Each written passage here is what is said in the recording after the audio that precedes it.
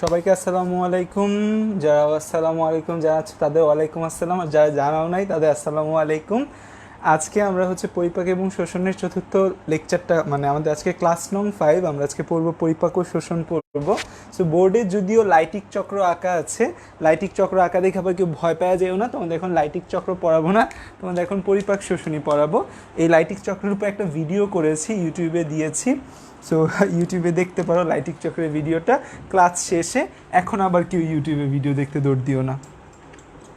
আচ্ছা, তো আমরা আজকে পড়বো, আজকে আমরা অনেক কিছু পড়বো এবং আজকের লেকচারটা one of the most important lecture তোমাদের পরিপাক শোষণের উপর। সো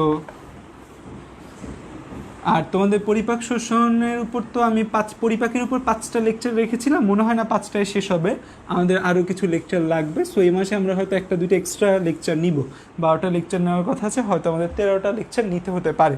সো 1-2টা ক্লাস বেশি নিলে আশা করি যে তোমাদের প্রবলেম কারো থাকবে না, বা তোমরা কেউ অভিযোগ করবে না, কম নিলে অভিযোগ করে, বেশি নিলে অভিযোগ করে বলে দেখিনি আজ পর্যন্ত।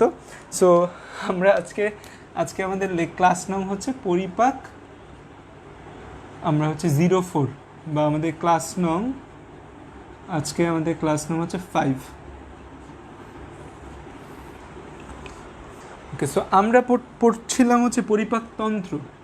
আমাদের পড়ার টপিক্সের নাম হচ্ছে, আমরা পরিপাকতন্ত্র পড়ছিলাম, ইংরেজিতে যাকে বলা হয় ডাইজেস্টিভ সিস্টেম।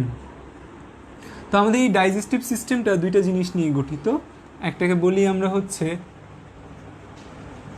পরিপাক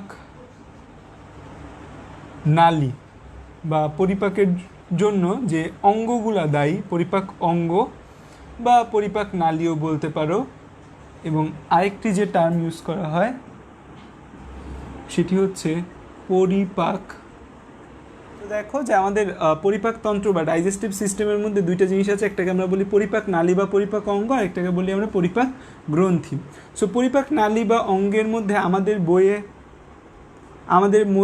মুখ গহ্বর থেকে শুরু করেছে, যে আমাদের বইয়ে মুখ গহ্বর, আমাদের বইয়ে ফার্স্টে বলেছে আমাদের ফার্স্ট যে অংশটা পরিপাক নালী বা অঙ্গ আমাদের শুরু হয় কোথা থেকে, মুখ গহ্বর থেকে, মুখ গহ্বর থেকে, বা ওরাল ক্যাভিটি। মুখ গহ্বরের পর যে অংশটা আসে সেটাকে আমরা বলেছিলাম কি, গলবিল। গলবিলের পর আমাদের যে অংশটা এসেছে আমরা তার নাম কি দিয়েছি, অন্ন নালী। অন্ন নালীর পর আমাদের যে অংশটা এসেছে তার নাম কি, মানে আমাদের খাবার যাওয়ার ধারা যদি আমি ধরি, আমি মুখ দিয়ে খাবার খাবো, মুখ থেকে খাবারটা আলটিমেটলি গলবিলে যাবে, গলবিল থেকে অন্ননালী, অন্ননালী হয়ে কোথায় যাবে, অন্ননালী হয়ে যাবে পাকস্থলী, পাকস্থলী হয়ে কোথায় যাবে, পাকস্থলী থেকে যাবে ক্ষুদ্রান্ত, ক্ষুদ্রান্ত থেকে কোথায় যাবে, ক্ষুদ্রান্ত থেকে যাবে বৃহদান্ত্র। ঠিক আছে, ক্ষুদ্রান্ত থেকে কোথায় যাবে, ক্ষুদ্রান্ত থেকে যাবে বৃহদান্ত্র। সো এই যে ক্ষুদ্রান্ত আছে, এই ক্ষুদ্রান্তের কিছু অংশ আছে, কিছু ক্ষুদ্রান্তের অংশ আছে, 3টা অংশ আছে ক্ষুদ্রান্তের মধ্যে, আমরা জানি এদের নাম কি, ডিউডেনাম। ক্ষুদ্রান্তের 3টা অংশ।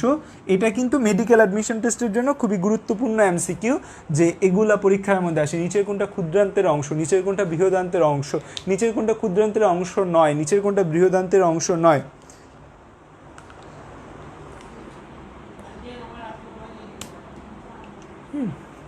আচ্ছা, মেজরিটি বলছে ঠিক আছে, তো আমি পড়াই।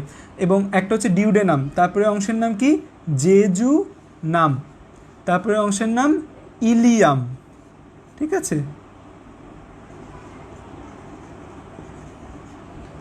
তো ডিউডেনাম, জেজুনাম, ইলিয়াম, এই 3টা আমার কিসের অংশ, এই 3টা আমাদের ক্ষুদ্রান্তের অংশ। আর বৃহদান্ত যে রয়েছে, এই বৃহদান্তের আবার 3টা অংশ রয়েছে, একটার নাম হচ্ছে সিকাম, একটার নাম হচ্ছে কোলন, এবং আরেকটার নাম হচ্ছে মলাশয়। এই যে সিকাম আছে, এই সিকামের সাথে আমাদের একটা অংশ যুক্ত থাকে, সিকামের সাথে একটা অংশ থাকে, তার নাম হচ্ছে অ্যাপেন্ডিক্স। ঠিক আছে, সিকামের সাথে একটা অংশ যুক্ত থাকে যাকে বলা হয় অ্যাপেন্ডিক্স। অ্যাপেন্ডিক্সের একটা ভালো দিক হচ্ছে, আমরা অ্যাপেন্ডিক্সে যে প্রদাহ হয়, আমাদের অ্যাপেন্ডিক্সটা সিকামের সাথে খুব ছোট্ট একটা অঙ্গ থাকে, এই অ্যাপেন্ডিক্সটার মধ্যে যখন প্রদাহ হয় আমরা বলি যে আমাদের অ্যাপেন্ডিক্স হয়েছে বা অ্যাপেন্ডিক্সের ব্যথা। অ্যাপেন্ডিক্সের যে প্রদাহ বা অ্যাপেন্ডিক্সের যে ব্যথা, সেই অ্যাপেন্ডিক্সের প্রদাহকে আমরা কি বলি, এই জিনিসটা আমরা আরও এপাশে নিলেও চলবে। অ্যাপেন্ডিক্সের যে আমাদের প্রদাহ, অ্যাপেন্ডিক্সের প্রদাহকে আমরা কি বলি, অ্যাপেন্ডিসাইটিস।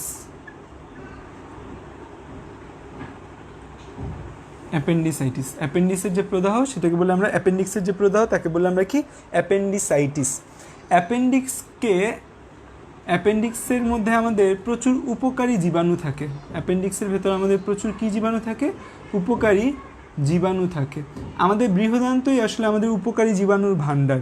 আমাদের যে বৃহদান্ত, এই বৃহদান্তটা হচ্ছে আমাদের উপকারী জীবাণুর ভাণ্ডার।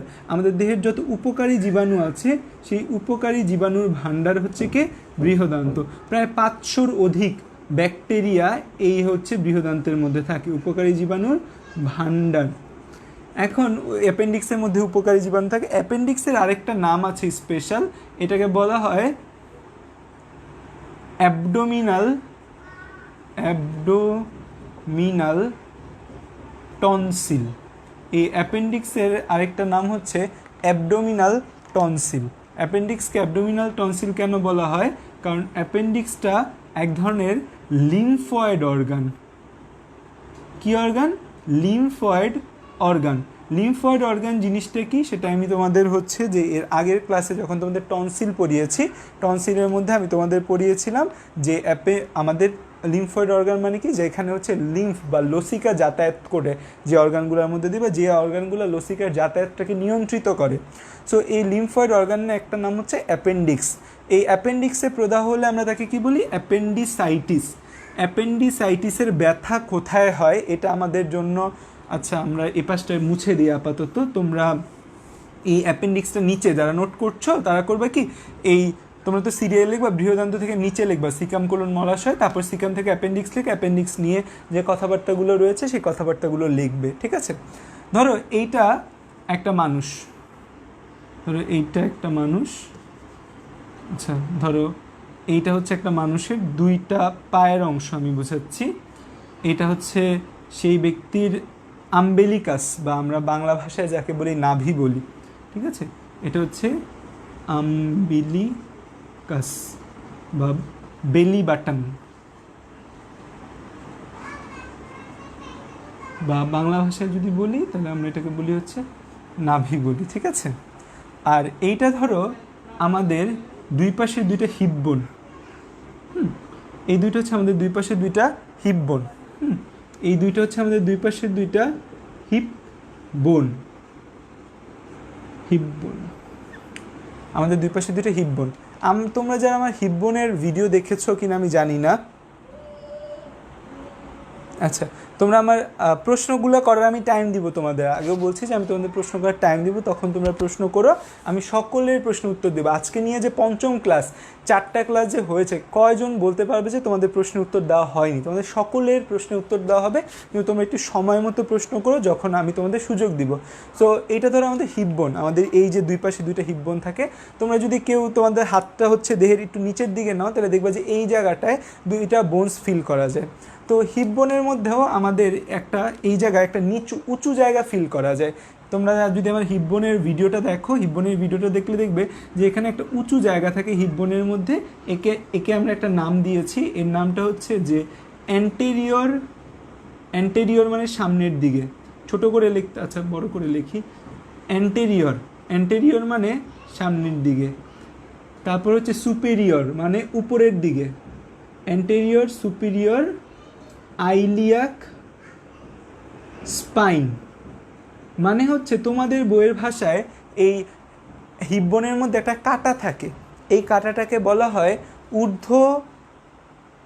সামনের দিকের ঊর্ধ্ব ইলিয়াক কাঁটা, বা তোমরা আমার আইলিয়াক স্পাইনের হচ্ছে তোমরা হচ্ছে যে আমার আইলিয়াক, আচ্ছা বোর্ডের লেখা যদি ঝাপসা হয় তোমরা একটু আমার কথাটা শোনো, কথা শোনার পর আমার এই বোর্ডে লেখা শেষে আমি একবার আবার জুম করে দিব, জুম করে দিলে তোমরা এই লেখাটা ঝাপসা দেখবে না, ঠিকমতো দেখতে পারবে, ঠিক আছে?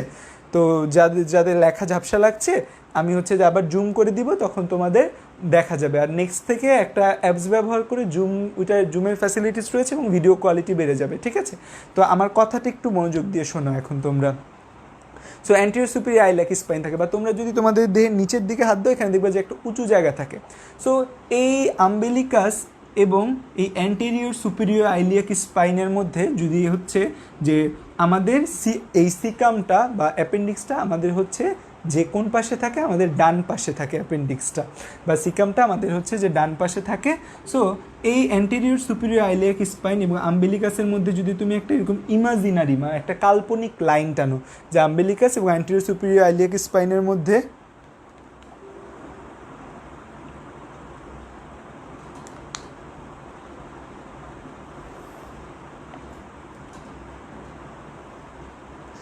আমির হামজা সিমেন, শুধুমাত্র আমার চুল দেখতে পাচ্ছি বোর্ডে, আমার চুল দেখতে পাচ্ছ শুধু, বোর্ডে কিচ্ছু দেখা যাচ্ছে না। আনস্টল দিলাম, আপডেট দিলাম। আচ্ছা আমির হামজা সিমেন, আমি তোমাকে একটা কথা বলি, তুমি এক কাজ করো, তুমি তোমার ফোনটা অফ করে রিস্টার্ট দাও, তুমি তোমার ফোনটা অফ করে রিস্টার্ট দাও, তাইলেই সব কিছু ঠিক হয়ে যাবে।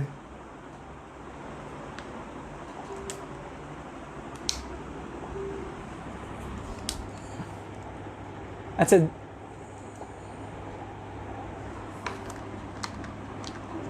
আচ্ছা, যারা কিছু দেখতে পাচ্ছ না তারা এক কাজ করো, তোমরা হচ্ছে ফোনটা অফ করো, ফোনটা অফ করে রিস্টার্ট করো, রিস্টার্ট করে তারপর আবার এইখানে প্রবেশ করো, ঠিক আছে?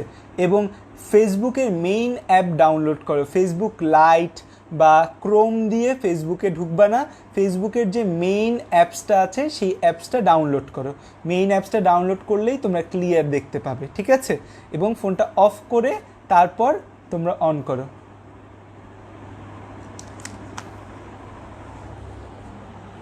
ঠিক আছে? তো যেটা বলছিলাম যে অ্যাপেন্ডিক্সে প্রদাহ হয়, এটাকে অ্যাপেন্ডিসাইটিস বলে। অ্যাপেন্ডিক্সে প্রদাহ কেন হতে পারে?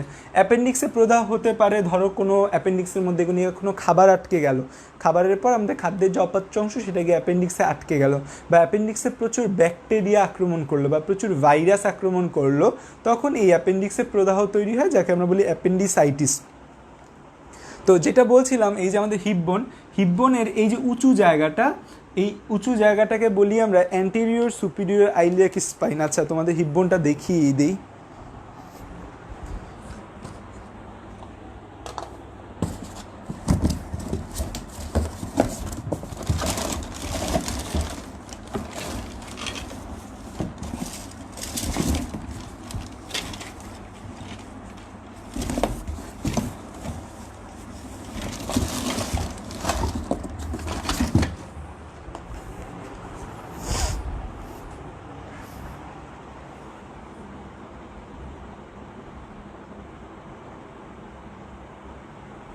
স্ট্রিমিয়ারটা হচ্ছে লাইভ ক্লাস করার জন্য না রে।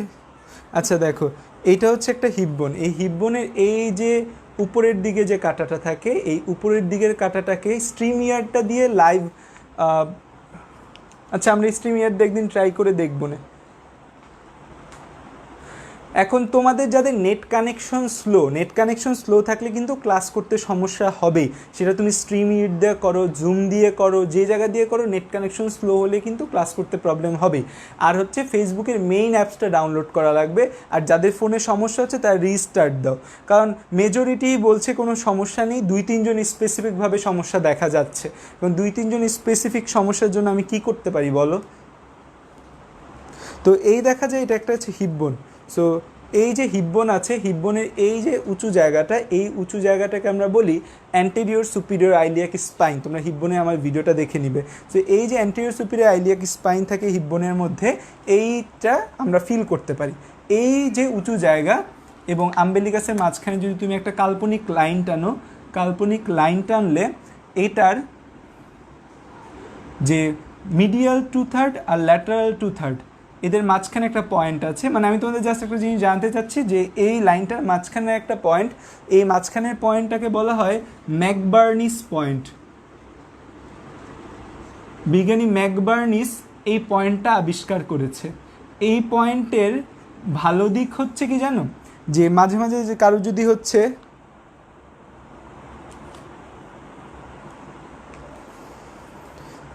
আচ্ছা দেখো, কারো যদি হচ্ছে যে এই অ্যাপেন্ডিক্সের প্রদাহ থাকে বা অ্যাপেন্ডিক্সের পেইন থাকে, তখন হচ্ছে যদি এই আম্বেলিকাস এবং অ্যান্টেরিয়র সুপিরিয়র আইলিক স্পাইনের ঠিক মাঝ বরাবর চাপ দেওয়া হয়, এই জায়গায় চাপ দিলে দেখা যাবে ওই লোকটা ব্যথায় কোকিয়ে ওঠে। এই জায়গায় চাপ দিলে যদি অনেক বেশি পেইন করে, তখন সেটাকে আমরা এই অ্যাপেন্ডিসাইটিস বা অ্যাপেন্ডিক্সের পেইন বলি। সো ডাক্তারদের কাছে গেলে ডাক্তার এই অ্যাপেন্ডিক্সের পেইনটা এভাবে আইডেন্টিফাই করে। কিন্তু অ্যাপেন্ডিক্সের পেইনটা কিন্তু প্রথমে এই আম্বিলিকাস বা নাভির চারপাশে থাকে, চারপাশ থেকে আস্তে আস্তে এই জায়গায় এসে পেইনটা স্থায়ী হয়, এবং এই জায়গায় যখন চাপ দেয়, চাপ দিলে সে হচ্ছে লাফ দিয়ে ওঠে তিরিক করে, যে এত ব্যথা করে। তো এই জন্য তোমাদের একটু জানিয়ে নিলাম ম্যাকবার্নিস পয়েন্টের কথা, কারণ আমাদের নর্মাল লাইফে আমাদের সকলের অ্যাপেন্ডিক্সের পেইন হতেই পারে, নর্মাল জেনারেল। সো প্রথমে অ্যাপেন্ডিক্সের পেইনটা কোথায় থাকে, নাভির চারপাশে অ্যাপেন্ডিক্সের পেইন থাকে, তারপর আস্তে আস্তে এই ম্যাকবার্নিস পয়েন্টে চলে আসে। ম্যাকবার্নিস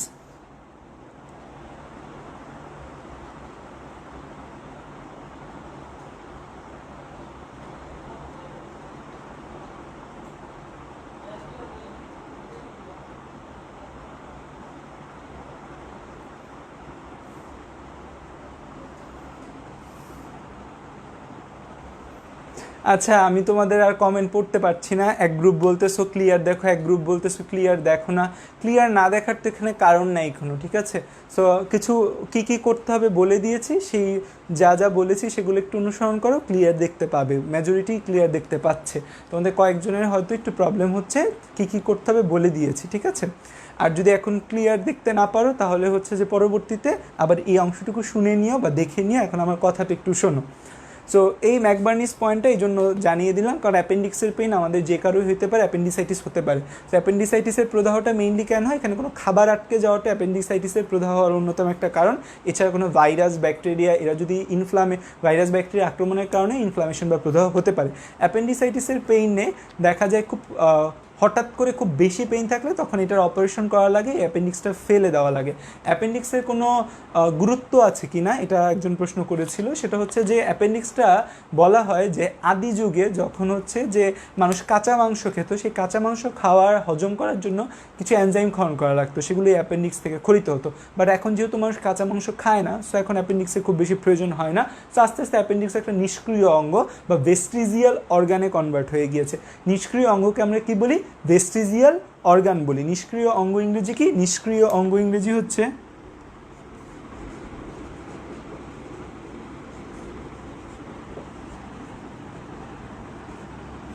নিষ্ক্রিয় অঙ্গ ইংরেজি হচ্ছে ভেস্টিজিয়াল অর্গান। আমরা কিন্তু হচ্ছে আমাদের থার্ড মোলার টুথ কেউ ভেস্টিজিয়াল অর্গান বলেছে। এখানে আমরা এই অ্যাপেন্ডিক্সের মধ্যেও পড়লাম যে আমাদের এটা একটা ভেস্টিজিয়াল অর্গান হিসেবে কাজ করে। এখন আমাদের এই অ্যাপেন্ডিক্সের ফেলে দেওয়া হয় এবং টিস্যুও থাকে। বলেছি যে অ্যাপেন্ডিক্সটা হচ্ছে একটা লিম্ফয়েড, মানে প্রতিরক্ষা রিলেটেড হালকা পাতলা, ঠিক আছে? এবার হচ্ছে যে তোমরা একটু দেখে নাও, আমি একবার সমস্যা হচ্ছে না, একবার জাস্ট হচ্ছে তোমরা দেখে তারপর নেক্সট টপিক্সে শুরু করব। এবং আমি বারবার কমেন্ট দেখতে পারবো না এখন তোমাদের, যারা দেখতে পাচ্ছ না তারা হচ্ছে যে একটু নিজেদের ইন্টারনেট .com-এ একটু দেখে আসো, এবং হচ্ছে যে আর যদি না থাকে একদমই, তখন হচ্ছে যে যা করার করো। আমাকে 2 মিনিটের মধ্যে অ্যাপেন্ডিক্সের প্রশ্নগুলো জানাও, প্রশ্ন উত্তর দিয়ে গ্রন্থির মধ্যে আমরা চলে যাব। ওকে, তো অ্যাপেন্ডিক্স নিয়ে তোমরা আবার একটু বলেছিল। দেখো অ্যাপেন্ডিক্সটা হচ্ছে আমাদের সিকামের সাথে যুক্ত থাকে। তার মানে অ্যাপেন্ডিক্স একটা কিসের অংশ, আমাদের বৃহদান্তের অংশ। এই অ্যাপেন্ডিক্সে প্রদাহ বা ইনফ্লামেশন হয়। ইনফ্লামেশন হওয়ার অনেকগুলো কারণের মধ্যে একটি কারণ হচ্ছে যে অ্যাপেন্ডিক্সের মধ্যে আমাদের কোনো খাবার আটকে যেতে পারে। অ্যাপেন্ডিক্সের মধ্যে যদি আমার কোনো খাবারের আটকে যায়, তখন অ্যাপেন্ডিক্সে প্রদাহ বা ইনফ্লামেশন হতে পারে। এই অ্যাপেন্ডিক্সে প্রদাহ বা ইনফ্লামেশন হলে তাকে আমরা অ্যাপেন্ডিসাইটিস বলি, বা কোনো ভাইরাস বা ব্যাকটেরিয়া আক্রমণে আবার অ্যাপেন্ডিসাইটিস হয়। তোমাদের আমি যেটি জানাতে চাচ্ছিলাম যে অ্যাপেন্ডিক্সের প্রদাহ বা ইনফ্লামেশনটা আমাদের জন্য খুবই কমন। অ্যাপেন্ডিক্সের ব্যথা শুরু হয় আমাদের আম্বেলিকাস বা নাভির চারপাশে অ্যাপেন্ডিক্সের ব্যথাটা শুরু হওয়ার পর অ্যাপেন্ডিক্সের ব্যথা একটা নির্দিষ্ট জায়গায় স্থায়ী হয়, যে নির্দিষ্ট জায়গাটাকে বিজ্ঞানী ম্যাকবার্নিস আবিষ্কার করেছিল এবং তার নাম অনুসারে এই পয়েন্টটাকে বলা হয় ম্যাকবার্নিস পয়েন্ট। ম্যাকবার্নিস পয়েন্টটা কোথায় থাকে সেটি হচ্ছে, তোমরা যদি আমাদের হিপবোন খেয়াল করে দেখো, আমি তোমাদের একটু আগে আমাদের হিপবোন দেখিয়েছিলাম, এটি হচ্ছে আমাদের হিপবোন। এই যে হিপবোন আছে, এই হিপবোনের এই জায়গাটা যায়, এই জায়গাটাকে আমরা বলি অ্যান্টেরিয়র সুপিরিয়র আইলিয়াক স্পাইন, বা আমরা বলি ঊর্ধ্বমুখী এই ঊর্ধ্বমুখী সম্মুখমুখী যে কাঁটাটা আছে এটি আমরা ফিল করতে পারি। তুমি তোমার পেট বরাবর একটু নিচের দিকে গেলেই দেখবে একটা কাঁটার মতো অংশ হাতের মধ্যে লাগে, এটাকে বলে অ্যান্টেরিয়র সুপিরিয়র আইলিয়াক স্পাইন। তুমি যদি তোমার আম্বেলিকাস এবং নাভি থেকে এই কাঁটা পর্যন্ত একটা কাল্পনিক দাগ টানো, বা তোমরা যদি আজকে হচ্ছে ক্লাস শেষে তোমাদের ছোট ভাই বোনদের এই বরাবর একটা দাগ টানলে এই যে লাইনটা আছে মাঝ বরাবর যে একটা পয়েন্ট থাকে, এই মাঝ বরাবর পয়েন্টটাকে আমরা বলি ম্যাকবার্নিস পয়েন্ট বলি। এই ম্যাকবার্নিস পয়েন্টের বৈশিষ্ট্যটা হচ্ছে, ম্যাকবার্নিস পয়েন্টের বৈশিষ্ট্যটা হচ্ছে যে এই ম্যাকবার্নিস পয়েন্টের একটা গুরুত্ব হচ্ছে যে আমাদের এই অ্যাপেন্ডিসাইটিস বা অ্যাপেন্ডিক্সের যে প্রদাহ এটা এই ম্যাকবার্নিস পয়েন্টে সবচেয়ে বেশি থাকে। সো ডাক্তাররা করে কি, ডাক্তারদের কাছে গেলেই শোয়া এই জায়গায় একটা জোরে চাপ দিলে পেশেন্ট একদম দিক বিদিক মানে হচ্ছে পার করে চিৎকার দেয় একটা। সো এইটা দিয়ে বোঝা যায় যে অ্যাপেন্ডিক্সাইটিস তার আছে। অ্যাপেন্ডিসাইটিসের একটা ট্রু নির্দেশক হিসেবে কাজ করে এই ম্যাকবার্নিস পয়েন্ট। ওকে, এখন হচ্ছে যে আরেক কিছু বলেছিলাম যে এই অ্যাপেন্ডিক্সকে আমরা বলি অ্যাবডোমিনাল টনসিল, যে আমাদের পাকস্থলী রিজিয়নে বা আমাদের অ্যাবডোমিনাল রিজিয়নে পেট রিজিয়নে একটা টনসিলের কাজ করে। টনসিল কি একটা লিম্ফয়েড অর্গান কি, যেখানে হচ্ছে আমাদের শ্বেত রক্তকণিকা থাকে এবং দেহের প্রতিরক্ষা সিস্টেমের একটা অংশ। তো অ্যাপেন্ডিক্স আমাদের প্রতিরক্ষা সিস্টেমে কিছুটা হলেও আমাদের হেল্পফুল হয়। তো এই অ্যাপেন্ডিক্সেরকে আরেকটা কথা বলা হয়েছে যে অ্যাপেন্ডিক্স একটা নিষ্ক্রিয় অঙ্গ বা ভেস্টিজিয়াল অর্গান। অ্যাপেন্ডিক্স হলে বা অ্যাপেন্ডিসাইটিস হলে তখন আমাদের অপারেশন করা লাগে, এবং অ্যাপেন্ডিসাইটিস খুব ক্রনিক মানে অ্যাকিউট পেন, কিছু জিনিস আছে হঠাৎ করে হয়, অ্যাপেন্ডিসাইটিস হঠাৎ করে হয় এবং এত ব্যথা থাকে তখন এই পেশেন্টের অপারেশন না করে কোনো উপায় থাকে না। এবং হচ্ছে অ্যাপেন্ডিসাইটিস একজন প্রশ্ন করে অ্যাপেন্ডিসাইটিস থেকে মানুষ মারা যেতে পারে কিনা।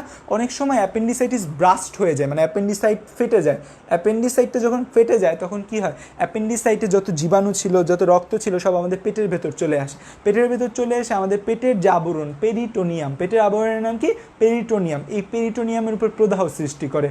তখন একটা ভয়াবহ কন্ডিশন ক্রিয়েট হয় এবং অ্যাপেন্ডিসাইটিস থেকে মানুষ মারা যাওয়ার ইতিহাস বা রেকর্ডও রয়েছে।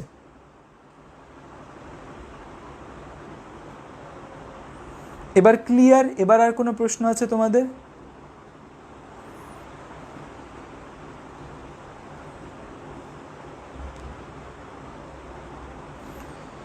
আর কোনো প্রশ্ন থাকলে করতে পারো। 1 মিনিট, আমি একটু সেট আপটা আবার একটু চেঞ্জ করি, যেহেতু আজকে প্রবলেম হচ্ছে। 1 মিনিট একটু হচ্ছে ওয়েট করো, আমি হচ্ছে সেট আপটা চেঞ্জ করি একটু। 2 মিনিট, 1 মিনিট না 2 মিনিট, সেট আপটা চেঞ্জ করি।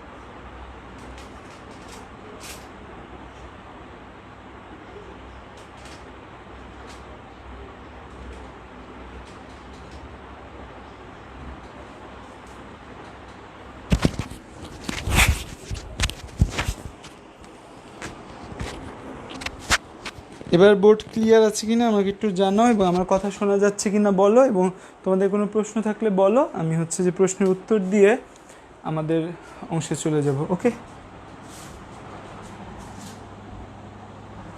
শুটিং সেন্টার, এখানেই তো ভিডিও করি, ইউটিউবে যে ভিডিওগুলো দেই না সেগুলো করি, তো লাইট লাগে, দেখা যায় যে নাইলে তোমরা অন্ধকার অন্ধকার বলে চিল্লাপাল্লা করবা।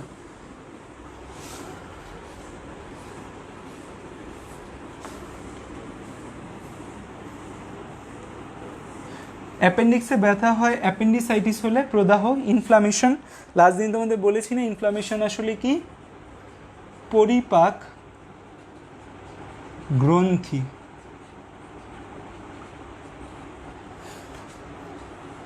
আমাদের পরিপাক গ্রন্থি আছে 5টি।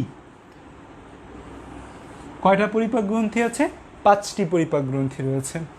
প্রথমে আমি তোমাদের একটু গ্রন্থি নিয়ে দুইটা কথা বলতে চাই, যে আমাদের গ্রন্থি, আমি তোমাদের ফার্স্ট দিন পড়িয়েছিলাম যে গ্রন্থি 2 প্রকার।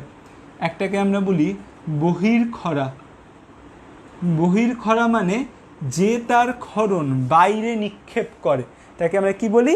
বহির্ক্ষরা।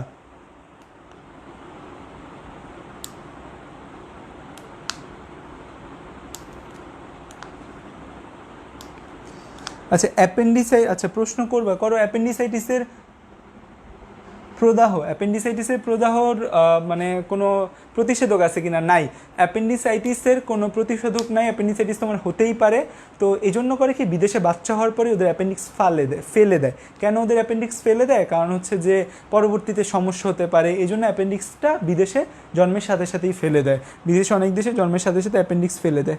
অ্যাপেন্ডিক্স ঠিক করার প্রসেসটা কি? অ্যাপেন্ডিক্স ঠিক করার প্রসেস অনেক সময় ওষুধের মাধ্যমে ঠিক করার চেষ্টা করে, বাট মোস্ট অফ দ্য জিনিস অ্যাপেন্ডিক্সের ক্ষেত্রে অপারেশন লাগে, অপারেশন করে অ্যাপেন্ডিক্সটাকে ফেলে দেয়। আজকে ক্লাস শেষে মনে করবা তোমাদের অ্যাপেন্ডিক্সের অপারেশনের একটা ভিডিও দিব, তোমরা দেখে নিও, ইউটিউব থেকে একটা ভিডিও খুঁজে দিব, বা তোমরা নিজেরা আজকে সার্চ দিয়ে অ্যাপেন্ডিসাইটিস অপারেশন লিখে সার্চ দেবে, অ্যাপেন্ডিক্সে একটা অপারেশন দেখে ফেলো, ছোটো একটা অপারেশন, সহজ একটা অপারেশন। ওকে, আর কারো কোনো প্রশ্ন আছে? আর কারো কোনো প্রশ্ন আপাতত নাই? তাহলে আমি পড়াই যে গ্রন্থির মধ্যে 2 টাইপের, একটা বহির্ক্ষরা গ্রন্থি আর একটা অন্তঃক্ষরা গ্রন্থি। বহির্ক্ষরা গ্রন্থি আমরা কাকে বলবো? যে গ্রন্থির ক্ষরণ সে বাইরে নিক্ষেপ করে, যে গ্রন্থির ক্ষরণ সে কিসে নিক্ষেপ করে? বাইরে নিক্ষেপ করে, তাকে বলি আমরা বহির্ক্ষরা গ্রন্থি। আর যে গ্রন্থির ক্ষরণ সে বাইরে নিক্ষেপ করে না, রক্তনালীতে নিক্ষেপ করে, তাকে আমরা কি বলি? অন্তঃক্ষরা গ্রন্থি বলি। তার মানে বহির্ক্ষরা গ্রন্থি আর অন্তঃক্ষরা গ্রন্থির মধ্যে হচ্ছে যে বহির্ক্ষরা গ্রন্থির ক্ষরণটা কোথায় দেয় না? সে রক্তনালীতে দেয় না। আর হচ্ছে অন্তঃক্ষরা গ্রন্থির ক্ষরণটা, অন্তঃক্ষরা গ্রন্থি কোথায় দেয়? রক্তনালীতে দেয়।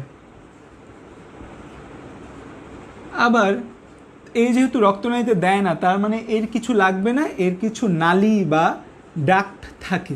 বহির্ক্ষরা গ্রন্থির নালী বা ডাক্ট থাকে, অন্তঃক্ষরা গ্রন্থির কোনো নালী বা ডাক্ট থাকে না। ব্যাপারটা হচ্ছে এইরকম, ধরো এটা একটা গ্রন্থি, ঠিক আছে, এটা একটা গ্রন্থি। এই গ্রন্থি থেকে তার ক্ষরণগুলো যদি সে একটা ছোট্ট নালী পথে পাঠায় দেয়, তখন সেটাকে আমরা বলি কি? বহির্ক্ষরা গ্রন্থি। আর এমন যদি একটা গ্রন্থি হয় যে সে কোনো নালী পথে পাঠাবে না, আমার মার্কারগুলোও হচ্ছে নিচে চলে গেছে, তো এই আমাদের একটা গ্রন্থি। এই গ্রন্থি থেকে যদি একটা নালীর মাধ্যমে, যে এটা একটা গ্ল্যান্ড, এই গ্ল্যান্ড থেকে তার যে উৎপন্ন পদার্থগুলো আছে এগুলো বের হচ্ছে কিসের মাধ্যমে? একটা নালীর মাধ্যমে, যাকে আমরা বলি ডাক্ট। একটা গ্রন্থি থেকে যদি তার ক্ষরণ রক্তনালীতে না দিয়ে সে একটা নালী বা ডাক্টের মাধ্যমে একটা নির্দিষ্ট জায়গায় পাঠায়, তখন আমরা তাকে বলি অন্তঃক্ষরা, তখন আমরা তাকে বলি বহির্ক্ষরা গ্রন্থি, কারণ সে তার ক্ষরণটা রক্তনালীতে দেয়নি। রক্তনালী হচ্ছে আমাদের দেহের ভেতরের জিনিস, সেখানে দেয়নি, সে একটা নালীর মাধ্যমে বাইরে ক্ষরণ করেছে, তাকে আমরা কি বলি? বহির্ক্ষরা গ্রন্থি। সো বহির্ক্ষরা গ্রন্থি থেকে আমাদের যে জিনিসটি ক্ষরণ হয় তাকে আমরা বলি এনজাইম। বহির্ক্ষরা গ্রন্থি থেকে যে জিনিসটা আমাদের ক্ষরণ হয় তাদেরকে আমরা বলি এনজাইম। আমরা সবাই জানি enzyme is one kind of protein. এবং অন্তঃক্ষরা গ্রন্থি হচ্ছে যখন কোনো গ্রন্থির এই নালীগুলা থাকে না, যে গ্রন্থির মধ্যে কোনো নালী নেই, এই গ্রন্থির চারপাশে রক্তজালক রয়েছে, এই গ্রন্থির চারপাশে রক্তনালীর জাল রয়েছে। তো রক্তনালীর জাল থাকলে কি হবে? যে এই গ্রন্থি থেকে গ্রন্থির ক্ষরণগুলা এই রক্তনালীতে চলে যাবে। গ্রন্থি থেকে গ্রন্থির ক্ষরণগুলা কোথায় চলে যাবে? রক্তনালীতে চলে যাবে, এবং রক্তনালীর মাধ্যমে দূর দূরান্তে চলে যায়। সো এখন একটা জিনিস চিন্তা করে দেখো, তোমার মাথা থেকে শুরু করে পা পর্যন্ত কোনো নালি যাওয়া সম্ভব না। ধরো অনেক বড় যদি একটা নালি হয়, একটা গ্রন্থি, ধরো এটা একটা গ্রন্থি, এখান থেকে অনেক বড় একটা নালি অনেক দূর গেছে, তখন কিন্তু কি হবে যে এত বড় নালিটা জায়গায় জায়গায় পেঁচায় গোচায় যেতে পারে। সো দ্যাটস ওয়াই এই বহির্ক্ষরা গ্রন্থি থেকে যে নালিটা বের হয়, নালিটা ছোট থাকে এবং এখান থেকে এনজাইম ক্ষরণ হয় এবং এনজাইমটা কাছাকাছি কোথাও দেয় সে, যে এই এনজাইমটা অনেক দূরে কোথাও পাঠায় না, কাছাকাছি দেয়। যেমন অন্তঃক্ষরা গ্রন্থি থেকে যে তৈরি হয় হরমোন, যেমন আমাদের মস্তিষ্কর মধ্যে একটা গ্রন্থি আছে এই জায়গায় মাঝখানে, তার নাম পিটুইটারি গ্রন্থি। সেই পিটুইটারি গ্রন্থি থেকে যে হরমোনগুলো ক্ষরণ হয় সেগুলো বহুত দূর দূরান্তে যায়। যেমন লুটিনাইজিং হরমোন নামে একটা হরমোন আছে, LH হরমোন, সেই হরমোন গিয়ে কাজ করে ফিমেলের ওভারিতে। মেইলের কোথায় গিয়ে কাজ করে? মেইলের কাজ করে হচ্ছে টেস্টোস্টেরন বা হচ্ছে যে মেলের টেস্টিসে গিয়ে কাজ করে। তার মানে কত দূর, মাথা থেকে শুরু করে একদম আমাদের নিম্নের গোনাট পর্যন্ত সে যেতে পারে। কিন্তু একটা নালি কি এত দূর যাওয়া সম্ভব? নালি কিন্তু এত দূর যাওয়া সম্ভব না, নালি গেতে হলে পেঁচায়া যাবে জায়গায় জায়গায়। সো দ্যাটস ওয়াই নালিগুলোকে কী করা হয়, নালিগুলো খুব অল্প জায়গায় বিস্তার থাকে। তো এই জন্য যে এনজাইমগুলো খরিত হয়, এই এনজাইমগুলো কিন্তু একদম কাছে খরিত হবে। এই এনজাইমগুলো কিন্তু একদম কাছে কাছে কাজ করে, দূরে গিয়ে এনজাইম কোনো কাজ করে না। আজকের ক্লাসে উপস্থিতি এত কম কেন? অন্যদের সবার কি ক্লাস আছে কোথাও? That's why. আচ্ছা, এবার দেখো যে তাহলে গ্রন্থির কথা আমরা জানলাম। তার মানে হচ্ছে যার মধ্যে এই ক্রাইটেরিয়াগুলো থাকে, রক্তনালীতে সে তার ক্ষরণ দেয় না, বাইরে ক্ষরণ করে, নালী দিয়ে দেয় এবং এনজাইম ক্ষরণ করে, তাকে আমরা বলি বহির্ক্ষরা গ্রন্থি। আর অন্তঃক্ষরা গ্রন্থি কি? অন্তঃক্ষরা গ্রন্থি হচ্ছে যেগুলো আমাদের রক্তনালীতে দেয় এবং নালী বা ডাক্ট থাকে না যাদের মধ্যে, এবং যারা কি ক্ষরণ করে, যারা আমাদের হরমোন ক্ষরণ করে, তাদেরকে আমরা বলি এই বহির্ক্ষরা গ্রন্থি। এবং যে গ্রন্থির মধ্যে দুইটা ক্যারেক্টারিস্টিকই থাকে, দে আর বোথ বহির্ক্ষরা প্লাস অন্তঃক্ষরা, যে তারা হচ্ছে বহির্ক্ষরা প্লাস অন্তঃক্ষরা, এরকম গ্রন্থিকে আমরা কি বলি? এরকম গ্রন্থিকে আমরা বলি মিশ্র গ্রন্থি। এরকম গ্রন্থিকে আমরা কি বলি? মিশ্র গ্রন্থি। এখন মিশ্র গ্রন্থি না অনেক অনেক অনেক অনেক অনেক গ্রন্থি মিশ্র আছে, প্রায় 16টার মতো মিশ্র গ্রন্থি আছে। বাট আমাদের জন্য মেডিকেল অ্যাডমিশন টেস্টে বিগত বছরগুলায় একটা মিশ্র গ্রন্থি আসে বা পরীক্ষার মধ্যে আসে যে নিচের কোনটা মিশ্র গ্রন্থি নয়। এটার উদাহরণের মধ্যে আমরা মনে রাখার জন্য আমার মেডিকেলের ব্যাচগুলো স্টুডেন্টদের মনে রাখতে বলি শয়। যাদের নামের শেষে শয় আছে তারা মিশ্র গ্রন্থি হিসেবে কাজ করে। যেমন নামের শেষে শয় আছে হচ্ছে আমাদের অগ্নাশয়, এছাড়া আছে আমাদের শুক্রাশয়, এছাড়া আছে আমাদের ডিম্বাশয়। ঠিক আছে, এই তিনটা মোস্ট ইম্পর্টেন্ট মেডিকেলের জন্য। মেডিকেল অ্যাডমিশন টেস্ট ম্যাটের জন্য এই জিনিসটা খুব ইম্পর্টেন্ট। 2016-17 থেকে শুরু করে কয়েক বছর ম্যাটে এই জিনিসটা এসেছে। এছাড়াও কিন্তু আরও অনেক মিশ্র গ্রন্থি আছে, যেমন আমাদের যকৃৎ একটা মিশ্র গ্রন্থি, আমাদের পাকস্থলী, ক্ষুদ্রান্ত, বৃহদান্ত, এগুলো এক একটা মিশ্র গ্রন্থি, কারণ এগুলো থেকে হরমোনও ক্ষরণ হয়, এনজাইমও ক্ষরণ হয়। সো বাট এই তিনটা মিশ্র গ্রন্থি আমাদের জন্য খুব খুব খুব খুব গুরুত্বপূর্ণ, এই তিনটা মিশ্র গ্রন্থি আমাদের জন্য। সো এখন আমি যদি পরিপাক গ্রন্থিগুলোর কথা বলি, তাহলে আমাদের পরিপাক গ্রন্থি পাওয়া যায় 5টা। আমাদের কি কি পরিপাক গ্রন্থি পাওয়া যায়? 1 নম্বরে যে পরিপাক গ্রন্থি পাওয়া যায় তাকে আমরা বলি লালা গ্রন্থি বা স্যালাইভারি গ্ল্যান্ডস।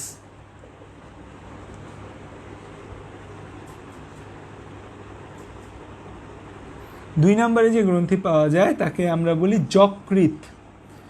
যকৃৎ হচ্ছে আমাদের দেহের সবচেয়ে বড় গ্রন্থি, সবচেয়ে বড় গ্রন্থি। যকৃৎ হচ্ছে আমাদের দেহের সবচেয়ে বড় গ্রন্থি।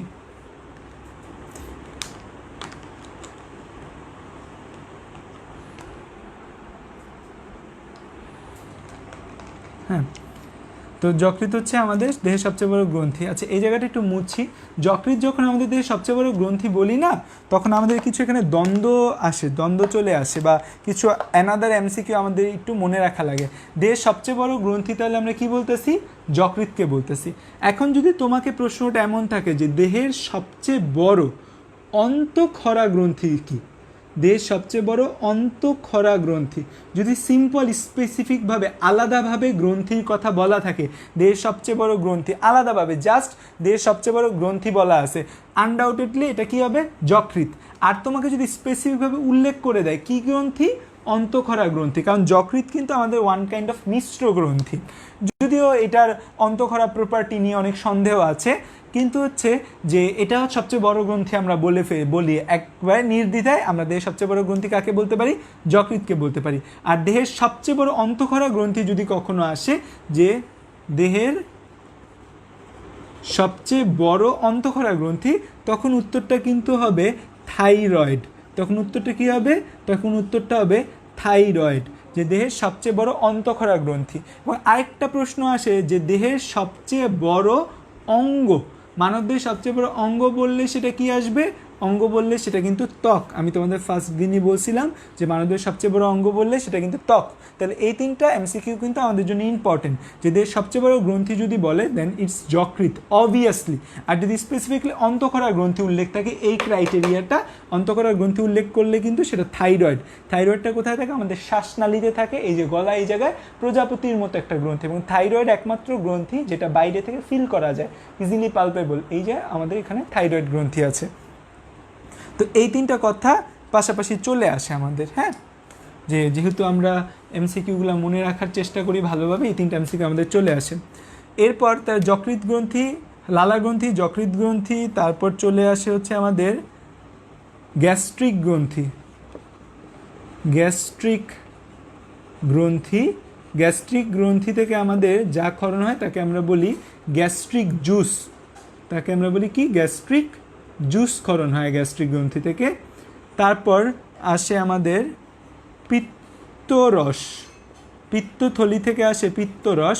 যদিও পিত্ত, আচ্ছা হ্যাঁ পিত্ত নিয়ে দুইটা ইম্পর্টেন্ট কথা, সেটা হচ্ছে আমাদের পিত্ত যেটি আছে পিত্তরস, এটি তৈরি হয়, এটা কোথায় তৈরি হয়? তৈরি হয় যকৃতে। এটা কোথায় তৈরি হয়? যকৃতে। জমা থাকে কোথায়? জমা থাকে পিত্তথলিতে। জমা থাকে কোথায়? জমা থাকে হচ্ছে পিত্তথলিতে। এখন মজার একটা ব্যাপার হচ্ছে কি জানো? মজার ব্যাপারটা হচ্ছে যে এই জিনিসটা পরীক্ষায় আসে এবং এই জিনিসটা আমরা কমনলি ভুল করি। এই জিনিসটা কমনলি আমরা ভুল করি। সো পিত্তরস কোথায় তৈরি হয়, পিত্তরস কোথায় জমা থাকে, এই জিনিসটা আমরা কমনলি ভুল করি। এই জিনিসটা তোমরা আজকের পর আর ভুল করবে না। তোমরা একটা জিনিস চিন্তা করো, তোমার মানি ব্যাগে বা মেয়েদের ভ্যান্টি ব্যাগে, তোমরা ব্যাগের ভেতর, ব্যাগের বাংলা কিন্তু থলি, ব্যাগের ভেতর তোমরা টাকা জমা রাখো, তোমাদের ব্যাগ কি টাকা তৈরি করে?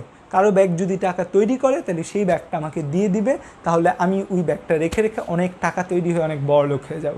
সো হচ্ছে কারো ব্যাগ কিন্তু টাকা তৈরি করে না, আমাদের ব্যাগগুলো কি করে? টাকা জমা রাখে।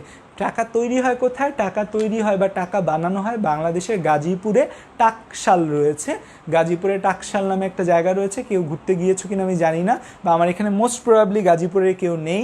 সো গাজীপুরের যে টাকশাল, সেখানে টাকা তৈরি করে বাংলাদেশ ব্যাংকের অধীনে। সো টাকা তৈরি হয় কিন্তু আরেক জায়গায়, জমা থাকে কোথায়? আমাদের ব্যাংকে জমা থাকে বা আমাদের মানি ব্যাগে জমা থাকে। সো ঠিক তেমনি পিত্তরস যেটি রয়েছে, বাইল সল্ট, পিত্ত লবণ বা বাইল যেটি, সেটি তৈরি হয় যকৃতে। জমা থাকে কোথায়? জমা থাকে পিত্তথলিতে জমা থাকে, ঠিক আছে? আর এরপর তাহলে এটা করলো গেল 1, এটা 2, এটা 3, এটা 4, আর 5 নম্বরে যেটি পড়বো আমরা, 5 নম্বরে আমরা পড়বো হচ্ছে আন্ত্রিক গ্রন্থি থাকে আমাদের কিছু, এদেরকে আমরা কি বলি? আন্ত্রিক গ্রন্থি বা সাক্কাস এন্টেরিকাস, বানামটা একটু কঠিন। আন্ত্রিক গ্রন্থিকে আমরা সাক্কাস এন্টেরিকাসও বলি। সো এই কথাগুলো তোমরা একটু লিখে রাখো। লিখে রাখার পর আজকে আমরা পড়বো মেনলি যকৃৎ নিয়ে পড়বো। আজকে আমাদের বাকি যে সময়টা আছে 1 ঘন্টার মতো, আমরা আজকে যকৃৎ নিয়ে পড়বো, কারণ যকৃৎ is a very very big player. So এখানে আশা করি কেন প্রশ্ন নাই। একজন প্রশ্ন করতে দেখলাম জন্ডিস কেন হয়? জন্ডিস কেন, এটা যকৃৎ পড়তে গেলেই যকৃতে অ্যান্সার চলে আসবে।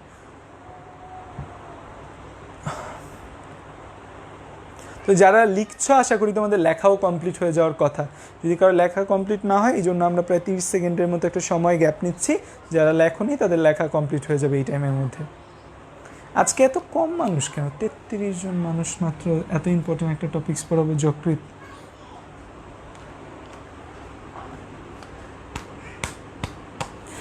ওকে, সো আমরা হচ্ছে যে বোর্ডটা মুছে ফেলি। আজকে আমরা এখন আমরা যকৃৎ পড়বো। যকৃৎ হচ্ছে one of the most important topics আমাদের এই পুরা বইয়ের মধ্যে। সবচেয়ে ইম্পর্টেন্ট টপিকস হচ্ছে যকৃৎ।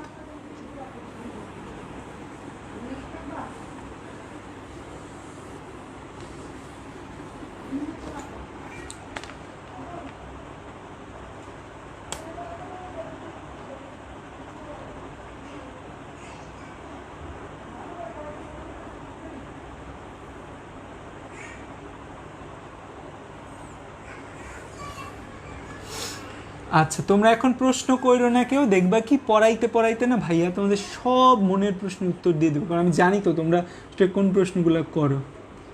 দেখো, যকৃৎ ইংরেজি কি? যকৃতের ইংরেজি হচ্ছে লিভার। মেডিকেল যকৃতের প্রতিটা কোষ, যকৃতের প্রতিটা কোষকে মেডিকেলীয় ভাষায় বলা হয় হেপাটোসাইট। যকৃতের প্রতিটা কোষকে মেডিকেলীয় ভাষায় কি বলি আমরা? মেডিকেলীয় ভাষায় এর উপরে লিখলে মানে তোমাদের দেখা যাবে না। ওকে, যকৃতের প্রতিটা কোষকে আমরা মেডিকেলীয় ভাষায় বলি হেপাটোসাইট। হেপাটোসাইট মানে হচ্ছে লিভার সেল। যকৃতের প্রতিটা কোষকে আমরা কি বলি?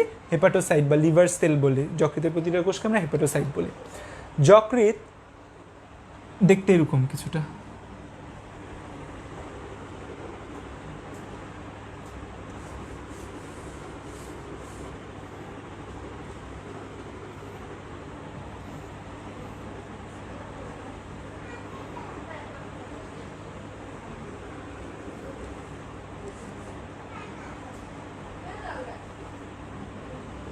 এই যে অঙ্গটা দেখতে পাচ্ছ, এটা কি আমাদের? এটা হচ্ছে আমাদের ডায়াফ্রাম। হ্যাঁ, এই যে আমাদের ডায়াফ্রাম, এই ডায়াফ্রামের ঠিক নিচে ডান পাশে, মেনলি ডান পাশ জুড়ে আমাদের এই বিশাল একটা অঙ্গ থাকে, যে অঙ্গটার নাম হচ্ছে আমাদের যকৃৎ। এই অঙ্গটার নাম কি? যকৃৎ বা লিভার। এই অঙ্গটার নাম কি? যকৃৎ বা লিভার। এই যে যকৃৎ বা লিভার, এই যকৃৎ বা লিভারকে আমরা ডায়াফ্রাম থেকে আজকে প্রশ্ন এসেছিল, সেটা আমি মনে হয় ভুলে মসৃণ পেশি দিয়েছি, এটা অমসৃণ পেশি হবে, কারণ ডায়াফ্রাম ইজ স্কেলেটাল মাসেল। এই যে লিভার, এই লিভারের ডান খণ্ডটা অনেক বড়। এটা হচ্ছে লিভারের ডান খণ্ড, আর এটা হচ্ছে লিভারের বাম খণ্ড। তো লিভারের ডান খণ্ডটা অনেক বড় আর লিভারের বাম খণ্ডটা অনেক ছোট। লিভারের এই ডান খণ্ড বড় হওয়ার কারণে কি হয়েছে জানো? লিভারের এই ডান খণ্ড তো বড়, হ্যাঁ, এই ডান খণ্ড বড় হওয়ার কারণে আমাদের বডিতে অনেকগুলো চেঞ্জ ঘটে গিয়েছে। এই ডান খণ্ড ধাক্কা দিছে এই ডায়াফ্রামটা থেকে। এই জন্য ডান যে ডায়াফ্রাম আছে, এই ডান ডায়াফ্রামটা একটু উপরে থাকে। ডান ডায়াফ্রামটা একটু নর্মালি একটু কিছুটা উপরে থাকে। এই ডান যকৃৎটা বড় হয়েছে, এর নিচে না দুইটা কিডনি থাকে আমাদের।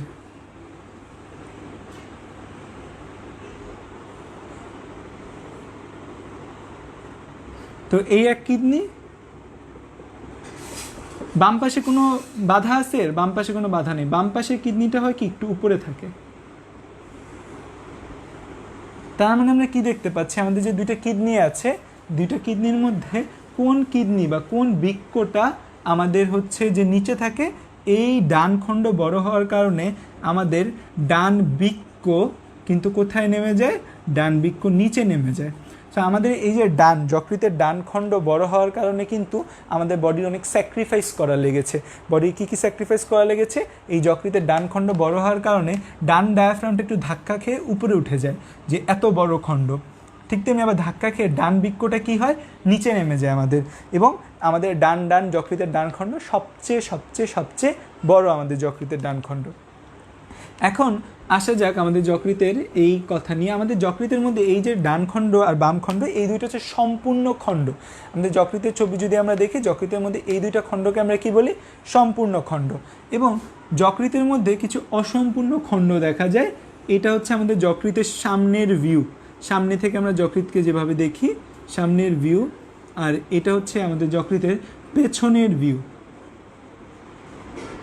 পেছনের ভিউর মধ্যে দুইটা লোব পাওয়া যায়, একটার নাম কডেট আর একটার নাম হচ্ছে কোয়াড্রেট। একটার নাম হচ্ছে কডেট আর একটার নাম হচ্ছে কোয়াড্রেট। তো ডান আর বাম খণ্ড আছে, আর দুইটা খণ্ড আছে, একটা নাম হচ্ছে কডেট আর একটা নাম হচ্ছে কোয়াড্রেট। এই যে কডেট এবং কোয়াড্রেট রয়েছে, এই দুইটা অসম্পূর্ণ খণ্ড। এই দুইটা কি অসম্পূর্ণ খণ্ড বা কোনো সম্পূর্ণ খণ্ড না। এই যে এই দুইটা অসম্পূর্ণ খণ্ড আছে বলে কিন্তু বলা হয় যকৃতে 4টা অসম্পূর্ণ খণ্ড থাকে। আমাদের কিন্তু বলা আছে যকৃতে কয়টা অসম্পূর্ণ খণ্ড? 4টা অসম্পূর্ণ খণ্ড আমাদের বইয়ের মধ্যে বলা আছে। এই যকৃতে 4টা খণ্ড আমাদের জন্য ডান আর বাম খণ্ডই বেশি ইম্পর্টেন্ট, কোয়াড্রেট কডেট আমাদের জন্য বেসিক্যালি সেভাবে ইম্পর্টেন্ট না, এবং ফাংশনালিও আমাদের মেডিকেলও আমরা কোয়াড্রেট আর কডেট খণ্ডের খুব বেশি ইম্পর্টেন্স খুঁজে পাই না। যকৃতের এই একটা যকৃৎ, আমাদের দেহের সবগুলো অঙ্গের না কোনো আবরণ থাকে, ঠিক তেমনি এই যকৃতেরও একটা আবরণ আছে। যকৃতের এই যে আবরণটা, এটা হচ্ছে একটা ক্যাপসুল। এটাকে আমরা কি বলি? একটা ক্যাপসুল। এই যে ক্যাপসুল যে আবরণ, এটা বিজ্ঞানী গ্লিসন আবিষ্কার করছে, এই জন্য তার নাম অনুসারে এই আবরণটাকে আমরা কি বলি? Gleeson capsule. যকৃতের আবরণটা একটু হচ্ছে যে ভিন্ন বা একটু ভিন্ন নাম আমাদের যকৃতের আবরণ। যকৃতের আবরণের নাম কি? যকৃতের আবরণের নাম হচ্ছে গ্লিসন ক্যাপসুল। যকৃতের আবরণের নাম কি? গ্লিসন ক্যাপসুল, লিভারের আবরণ। আবরণের কথা আসলে অনেক অঙ্গেরই আবরণ আছে, অনেক অঙ্গের আবরণের কথা একটু বলতে হয় যে আমাদের অনেকগুলা অঙ্গের নানা ধরনের আবরণ আছে। আমরা যদি একদম আমাদের উপর থেকে শুরু করি, মাথা থেকে যদি আমরা শুরু করি,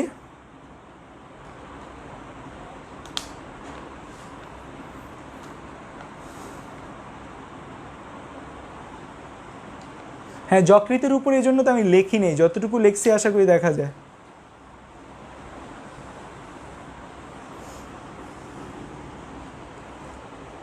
আচ্ছা, আবরণ আমরা যদি একদম উপর থেকে শুরু করি, দেখো পড়ালেখাটা একটা সিস্টেমিক ওয়ে আছে, সবসময় উপর থেকে পড়বা, উপর থেকে বা নিচ থেকে, একটা সিডেড উপর থেকে চিন্তা করো। যদি আমাদের উপরে কি আছে? মস্তিষ্ক। মস্তিষ্ক বরাবর নিচে কি নেমে গেছি? Spinal cord. তাহলে আমাদের আবরণের মধ্যে প্রথমেই আসে হচ্ছে মস্তিষ্ক ও সুষুম্না কাণ্ড। মস্তিষ্ক এবং সুষুম্না কাণ্ডের আবরণের কথা যদি বলো, তাহলে সেটার নাম হচ্ছে মেনিনজেস। তারপর যেটা আসে সেটা হচ্ছে আমাদের ফুসফুস। ফুসফুসের আবরণ হচ্ছে প্লুরা। ফুসফুসের আবরণের নাম কি? প্লুরা। আমাদের তারপর দুইটা ফুসফুসের মাঝখানে আমাদের কি থাকে? দুইটা ফুসফুসের মাঝখানে থাকে আমাদের হৃৎপিণ্ড। হৃৎপিণ্ডের আবরণের নাম হচ্ছে পেরি। পেরি মানে আবরণ, এবং কাকে আবৃত করে? হৃৎপিণ্ডকে, পেরিকার্ডিয়াম। এই যে যকৃতের আবরণের নাম তো আমরা এখন লিখলাম, যকৃতের আবরণের নাম কি? Gleeson capsule. তারপর হচ্ছে আমাদের দুই পাশে দুইটা বৃক্ক থাকে, বৃক্কের আবরণের নাম শুধু ক্যাপসুল। বৃক্কের আবরণের নাম শুধু ক্যাপসুল। পাকস্থলী, অন্ত্র, এই জায়গাগুলোর আবরণ, তুমি ইন জেনারেল যদি পাকস্থলীর কথা বলো, পাকস্থলীর আবরণের নাম হচ্ছে পেরিটোনিয়াম। আমাদের পাকস্থলী ক্ষুদ্রান্ত বৃহদান্তের যে আবরণ থাকে, পেরিটোনিয়াম বলি আমরা এই আবরণের নাম। এছাড়া আবরণ আছে আমাদের, ধরো হচ্ছে অস্থির আবরণের কথা বলতে পারো। অস্থির আবরণের নাম হচ্ছে পেরিঅস্ট্রিয়াম। অস্থিকে অস্ট্রিয়া বলা হয়, অস্ট্রিয়াম। তারপর হচ্ছে তরুণাস্থির কথা বলতে পারো, তরুণাস্থি। তরুণাস্থি মানে কার্টিলেজ। কার্টিলেজ মানে হচ্ছে, কার্টিলেজের প্রতি কোষকে বলে কন্ড্র বলা হয়, কার্টিলেজকে বলে কন্ড্র, আর অস্থিকে বলে অস্টিও। সো কন্ড্র মানে এটার নাম হচ্ছে পেরিকন্ড্রিয়াম।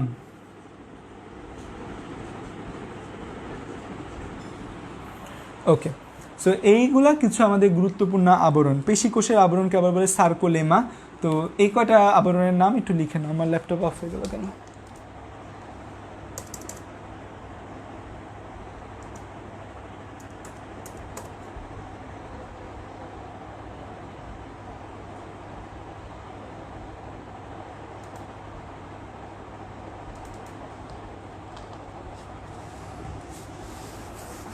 কাদের দেখা যায় না এখনো? কে কে কমেন্ট করতেছে দেখা যায়?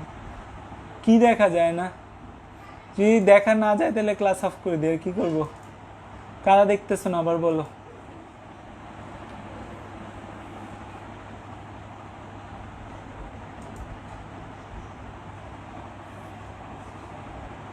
দেখা না যায় তাহলে ক্লাস অফ করে দেবে, কি করবো? কারা দেখ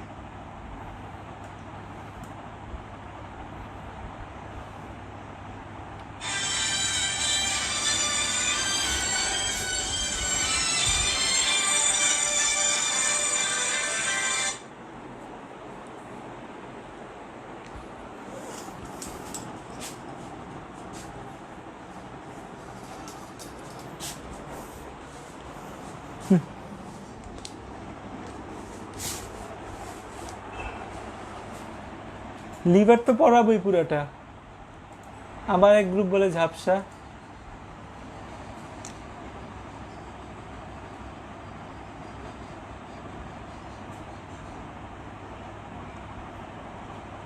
আমি আসলেই হতাশ, দেখা যায়। আচ্ছা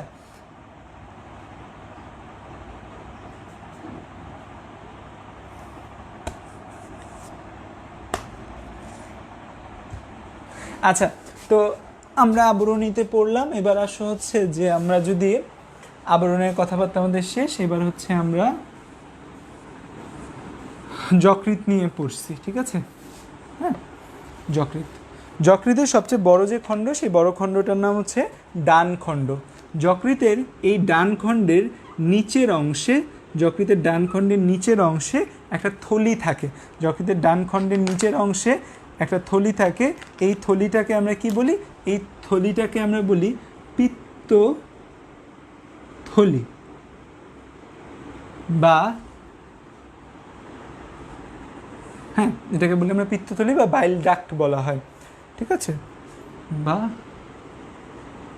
বাইল না, বা গল ব্লাডার। পিত্তথলি ইংরেজি হচ্ছে গল ব্লাডার, ঠিক আছে? পিত্তথলি বা আমরা বলি গল ব্লাডার বলি।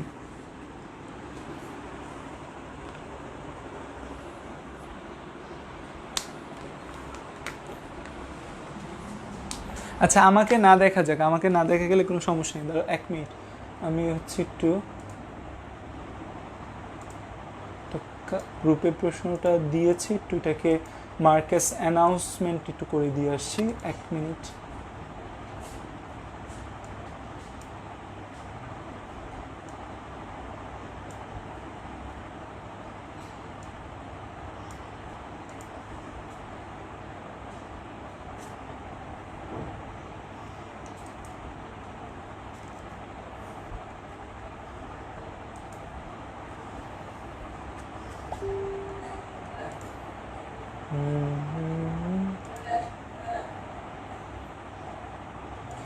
আচ্ছা, স্বনাল গ্রন্থি যে প্রশ্ন করেছো, স্বনাল মানে হচ্ছে আছে, স মানে হচ্ছে যে বোঝাচ্ছে এখানে আছে, নালী আছে, যার ভেতর নালী থাকে তাকে আমরা বলি স্বনাল গ্রন্থি, আর যার ভেতর নালী থাকে না তাকে আমরা বলি অনাল গ্রন্থি। নালী থাকলে তাকে আমরা বলি স্বনাল, এবং নালী না থাকলে আমরা তাকে বলি অনাল। কারো কোনো প্রশ্ন থাকলে এই ফাঁকে করে ফেলো, আমি কাজটা করতে করতে। এই সাকওয়াত হোসেন, আমি হচ্ছে সব বুঝাই দিব। আমি কি হচ্ছে যে পড়ায় ফেলছি এখনো কাফার সেল, তারপর হচ্ছে যে লিভার, এগুলোতে আমি কিছু পড়াইনি, পড়াবো, সব বুঝাই দিব। কখনো এমন হয়েছে বুঝাই দেই নাই? তোমরা যা জানতে চাও তার থেকে কয়েক গুণ বেশি জানায় বইসা থাকি, আর তুমি হচ্ছে যে আচ্ছা বলছো সমস্যা নেই, ওকে। আচ্ছা, পিত্তথলির ফাফর।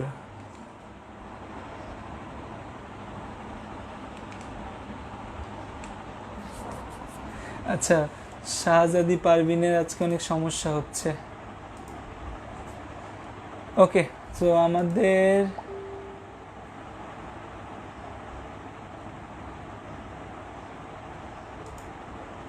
ওকে, আমরা ক্লাস শুরু করি। শাহজাদি, আমার কথা শোনো, চোখ বন্ধ করে। আচ্ছা, এই ছবিটা খুব ভালো করে একটু খেয়াল করতে হবে, এই জিনিসটা একটু ভালো করে খেয়াল করো। এই যারা আমাদের ডান যকৃৎ, এটা হচ্ছে আমাদের বাম যকৃৎ, আর ডান যকৃতের নিম্নাংশে একটা ঝুলতে থাকে, তাকে আমরা বলি পিত্তথলি বা গল ব্লাডার বলি। তো এটা খুব গুরুত্বপূর্ণ একটা জিনিস যে আমাদের এই এমসিকিউতে আসে যে পিত্তথলিটা যকৃতের কোন অংশ থেকে আসে। পিত্তথলিটা আমাদের ডান যকৃৎ থেকে নিচের দিকে ঝুলতে থাকে, এই ঝোলা অংশটাকে বা এটিকে আমরা বলি পিত্তথলি বা গল ব্লাডার। পিত্তথলিটা তাহলে আমাদের কার সাথে যুক্ত? ডান যকৃতের সাথে যুক্ত আছে। এখন আমাদের এই নিচের দিকে, আমাদের এই জায়গায় একটা জিনিস আছে যাকে আমরা বলি হচ্ছে ডিউডেনাম, যাকে আমরা কি বলি? ডে নাম। আমরা জানি ডিউডেনাম আমার কিসের অংশ? ডিউডেনাম হচ্ছে আমাদের ক্ষুদ্রান্তের প্রথম যে অংশ, সেই প্রথম অংশের নাম হচ্ছে ডিউডেনাম। এখন আমরা কি দেখতে পাচ্ছি?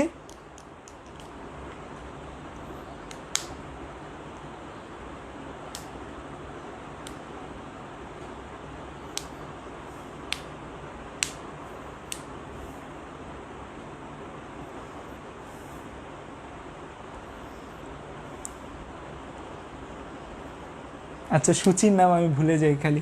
দেখো তো, এটা হচ্ছে আমাদের ডিউডেনাম।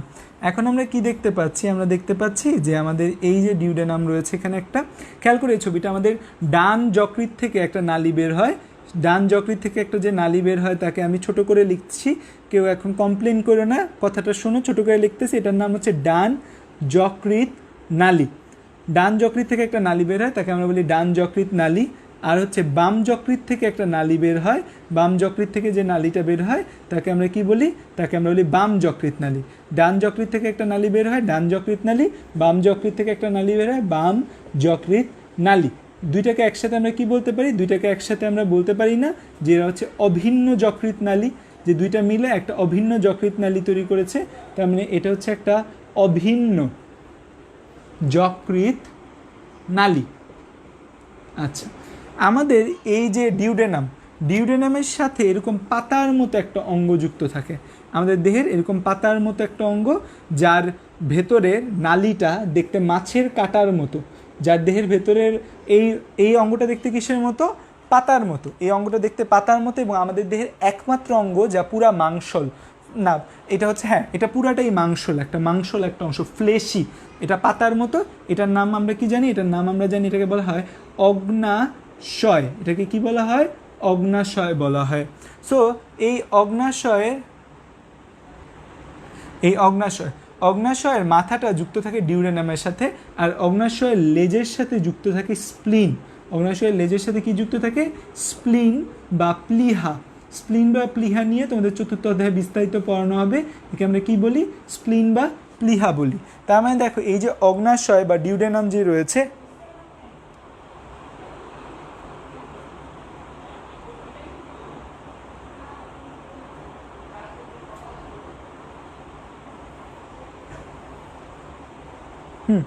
তো আমাদের এই যে ডিউডেনামের মধ্যে এই যে অংশটা আছে এটাকে বলি অগ্নাশয়। ডিউডেনামের সাথে অগ্নাশয়ের মস্তক যুক্ত থাকে এবং অগ্নাশয়ের লেজ যুক্ত থাকে স্প্লিন বা প্লিহার সাথে। এই অগ্নাশয়ের মধ্যে যে নালীটা থাকে, এই নালীটা দেখতে মাছের কাঁটার মতো। ঠিক আছে, এই নালীটা দেখতে কিসের মতো? মাছের কাঁটার মতো। এই অগ্নাশয়ে মাঝখানে, এই যে মাঝখানের যে নালীটা, এটাকে আমরা বলি প্রধান অগ্নাশয় নালী। অগ্নাশয় ইংরেজি কি? অগ্নাশয় বা এটার ইংরেজি হচ্ছে প্যানক্রিয়াস। এই প্যানক্রিয়াসে যে নালীটা থাকে, সেই নালীটাকে আমরা বলি প্রধান অগ্নাশয় নালী, বা বাংলায় বলি আমরা মেইন প্যানক্রিয়াটিক, ইংরেজিতে মেইন প্যানক্রিয়াটিক ডাক্ট। বা এটা আবিষ্কারকের নাম অনুযায়ী এটাকে আরেকটা নাম দেওয়া হয়েছে, বিজ্ঞানী উইনসাং এটাকে আবিষ্কার করছে, এই জন্য এটাকে উইরসাং নালীও বলা হয়। সো এটার নাম হচ্ছে এরকম, যে এটাকে আমরা বলি প্রধান অগ্নাশয় নালী বা মেইন প্যানক্রিয়াটিক ডাক্ট বা উইরসাং নালী। হ্যাঁ, বলবো, সব আবার বলবো। তো দেখো, আমাদের এই যে ডিউডেনাম আছে, এই ডিউডেনামের সাথে একটা একটা অঙ্গ যুক্ত থাকে, যাকে আমরা বলি অগ্নাশয় বা প্যানক্রিয়াস। অগ্নাশয়টা একদম মাংসল একটা অঙ্গ। আমাদের বডি একটা ফুল ফ্লেশি পার্ট বা একটা ফুল ফ্লেশি অর্গান হচ্ছে অগ্নাশয়। ফুল ফ্লেশি, পুরাটাই মাংস। অগ্নাশয়ের মাথা যুক্ত থাকে কার সাথে? Duodenum, second part of the ডিউডেনামের সাথে। অগ্নাশয়ের যে লেজটা আছে, লেজটা যুক্ত থাকে কার সাথে? লেজটা যুক্ত থাকে স্প্লিন বা প্লীহার সাথে। এবং অগ্নাশয়ের মাঝখানে যে নালীটা থাকে এই নালীটাকে আমরা বলি, দুই ধরনের নালী থাকে, একটা হচ্ছে প্রধান অগ্নাশয় নালী আর একটা গৌণ অগ্নাশয় নালী। এই যে মাঝখানে যে নালীটা এটাকে আমরা বলি প্রধান অগ্নাশয় নালী বা মেইন প্যানক্রিয়াটিক ডাক্ট, বা এটার আরেকটা নাম কি, এটার আরেকটা নাম হচ্ছে উইংসাং নালী, এটার আরেকটা নাম কি উইংসাং নালী বলি আমরা এটাকে। এখন এটা গেল অগ্নাশয়ের কথাবার্তা। এখন খেয়াল করো আমাদের যকৃতের ডান যকৃৎ থেকে একটা নালী বের হয় যেটাকে আমরা বলি ডান যকৃৎ নালী, বাম যকৃৎ থেকে একটা নালী বের হয় যাকে আমরা বলি বাম যকৃৎ নালী। ডান আর বাম যকৃৎ নালী এসে এক জায়গায় মিলে, ধরো দুইটা নদী আসতেছে, নদী এক জায়গায় মিলছে, তখন আমরা কি বলি এটাকে অভিন্ন যকৃৎ নালী বলি, ঠিক আছে। এখন হচ্ছে যে এই যে আমাদের গল ব্লাডার বা পিত্তথলি, পিত্তথলি থেকে একটা নালী বের হয়, পিত্তথলি থেকে একটা নালী বের হয়, পিত্তথলি থেকে একটা নালী বের হয়। এখন পিত্তথলি থেকে যে নালীটা আমাদের বের হবে সেই পিত্তথলির নালীটার নাম অবশ্যই পিত্তনালী হবে। পিত্তথলি থেকে যে নালীটা বের হয় তার নাম তো অবশ্যই পিত্তনালী হবে। পিত্তনালী বা আমরা একে ইংরেজিতে বলি বাইল ডাক্ট, বা এর আরেকটা কিউট নাম আছে কি আমরা সিস্টিক ডাক্টও বলতে পারি, বাইল ডাক্ট বা সিস্টিক ডাক্টও বলে একে। এখন এই আসলো আমাদের পিত্তনালী, আর এখান থেকে আসলো আমাদের অভিন্ন যকৃৎ নালী। পিত্তনালী আর অভিন্ন যকৃৎ নালী আবার এরা একটা জায়গায় মিলে যায়, পিত্তনালী আর অভিন্ন যকৃৎ নালী দুইটা একটা জায়গায় মিলে যায়, পিত্তনালী আর অভিন্ন যকৃৎ নালী একটা জায়গায় মিলে গেছে। তার মানে খেয়াল করো আমাদের প্রথমে ছিল ডান যকৃৎ নালী আর বাম যকৃৎ নালী, ডান এবং বাম যকৃৎ নালী মিলে তৈরি করেছিল অভিন্ন যকৃৎ নালী। এইটু পরে এই অভিন্ন যকৃৎ নালী এই পিত্তনালীর সাথে মিলে যায়। অভিন্ন যকৃৎ নালী এবং পিত্তনালী যখন মিলে যায় তখন এই যে অংশটা থাকে এই অংশটাকে আমরা বলি হচ্ছে, এই অংশটার ডাকনাম হয়ে যায় তখন কমন বাইল ডাক্ট, কমন বাইল ডাক্ট বা অভিন্ন পিত্তনালী। এখন এটার নাম অভিন্ন যকৃৎ নালী কিন্তু আর থাকে না, তখন এই পুরো লাল অংশটা দেখতে পাচ্ছ এই লাল অংশটার নাম হয়ে যায় অভিন্ন পিত্তনালী। এরপর কী হয় আগে শোনো কথা, আমি আবার বুঝাবো, এই জিনিস 10 বার লাগলে 10 বার বুঝাবো তোমাদের, কোনো সমস্যা নেই। তারপর কি হয়, তারপর হয় কি এই যে আমাদের প্রধান অগ্নাশয় নালী বা মেইন প্যানক্রিয়াটিক ডাক্ট রয়েছে, এই প্রধান অগ্নাশয় নালীটাও এই জায়গা থেকে বের হয়, প্রধান অগ্নাশয় নালীটাও বের হয়, বের হয়ে এরা একসাথে মিলে যায়, প্রধান অগ্নাশয় নালীটাও একসাথে মিলে যায়। এই যে জায়গাটায় আমাদের কমন বাইল ডাক্ট বা অভিন্ন পিত্তনালী এবং আমাদের এই প্রধান অগ্নাশয় নালী এই দুইটা একসাথে যে জায়গাটায় মিলে যায়, যে জায়গাটায় তারা একসাথে হয় সেই জায়গাটা অনেক সরু থাকে। তো এই জায়গাটা সরু থাকার খারাপ দিক হচ্ছে কি, এরা যখন সরু থাকে, সরু থাকলে একটা ঝামেলা যেটা হয় সেটা হচ্ছে যেহেতু এরা সরু, এত সরু জায়গা দিয়ে এতগুলা অগ্নাশয় নালী থেকে আসা অগ্নাশয় রস, পিত্তথলি থেকে আসা পিত্তরস, যকৃৎ থেকে আসা যকৃৎ রস এতগুলা না একসাথে যেতে পারে না, এই জন্য এদের এই জায়গাটা একটু ফুলে যায়, এই জায়গাটা একটু কী হয় ফুলে যায়। এই যে জায়গাটা যে ফুলে গেল এই ফোলা জায়গাটাকেই বলা হয় অ্যাম্পুলা অফ ভ্যাটার, এই ফোলা জায়গাটাকে কি বলা হয় অ্যাম্পুলা অফ ভ্যাটার বা ভ্যাটার অ্যাম্পুলা, ঠিক আছে। এই ফোলা জায়গাটাকে বলা হয় অ্যাম্পুলা অফ ভ্যাটার। এবং এরপর এই পুরা জিনিসটা মিলে আমাদের কোথায় উন্মুক্ত হয়, মিলে আমাদের উন্মুক্ত হয় এই ডিউডেনামে।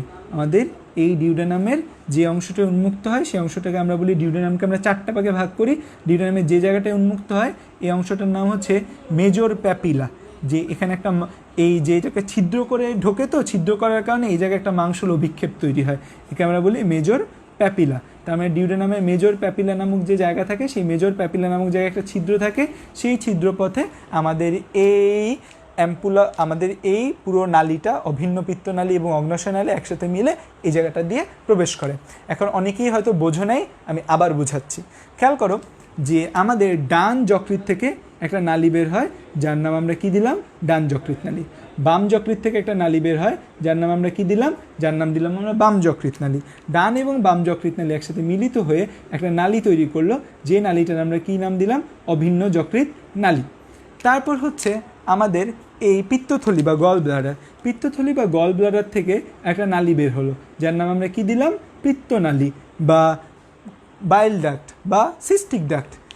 এরপর হলো কি আমাদের এই পিত্তথলি থেকে যে নালী বের হচ্ছে পিত্তনালী এবং আমাদের অভিন্ন যকৃৎ নালী, দুইটা একটা জায়গায় মিলিত হয়ে একসাথে হয়ে যায়। এই যে দুইটা একসাথে মিলিত হয়ে যায় এই জায়গাটাকে আমরা কি বলি, এই একটা নালী তৈরি হয়, একে আমরা বলি কমন বাইল ডাক্ট বা অভিন্ন পিত্তনালী বা সিবিডি, শর্ট ফর্মে সিবিডি বলে। ডাক্তাররা সিবিডি সিবিডি সিবিডি করে। এবং এরপর কি হয়, এরপর হয় কি, এই কমন বাইল ডাক্ট আর প্রধান অগ্নাশয় নালী বা মেইন প্যানক্রিয়াটিক ডাক্ট, তারা দুজন একসাথে মিলিত হয় এই জায়গাটায়। তারা দুজন যেখানে একসাথে মিলিত হয় তাদের মধ্যে রসের পরিমাণ বেশি থাকে। এত বেশি রস এই নালী দিয়ে, চিকুন নালী দিয়ে যেতে পারবে না, এই জন্য এই নালীর এই জায়গাটা ফুলে যায়। এই যে এই নালীটার এই জায়গায় ফুলে যায়, এই জন্য এটাকে বলা হয় অ্যাম্পুলা। মেডিকেলীয় ভাষায় কোনো নালীর ভেতর ফোলা জায়গাকে আমরা কি বলি, অ্যাম্পুলা বলি। সো এই যে ফোলা জায়গা, এই ফোলা জায়গাটাকে আমরা বলি অ্যাম্পুলা অফ ভ্যাটার, কারণ বিজ্ঞানী ভ্যাটার এই জায়গাটা সর্বপ্রথম দেখতে পায়। তারপরে এই নালীটা এসে আমাদের কোথায় মুক্ত হয়, নালীটা এসে আমাদের ডিউডেনামে মুক্ত হয়। ডিউডেনামের মধ্যে 4টা পার্ট রয়েছে, ফার্স্ট পার্ট, সেকেন্ড পার্ট। এই যে ডিউডেনামের যে অংশটা উন্মুক্ত হয় এটাকে আমরা বলি সেকেন্ড পার্ট অফ ডিউডেনাম।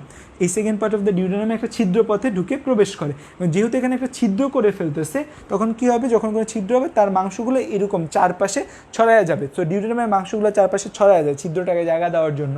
তখন যেহেতু মাংসল একটা অভিক্ষেপ তৈরি হয়, আমরা জিহ্বার মধ্যে পড়েছি যে মাংসল অভিক্ষেপকে আমরা কি বলি, প্যাপিলা বলি। সো এটাকে আমরা বলি মেজর প্যাপিলা বলি। ঠিক আছে, যে জায়গাটায় ওপেন হয় সেই জায়গাটা একটা মাংসল অভিক্ষেপ দেখা যায়, সেটাকে বলি আমরা মেজর প্যাপিলা। সো আমি একবার বলছি, এবার দেখো তোমরা বুঝছো কিনা।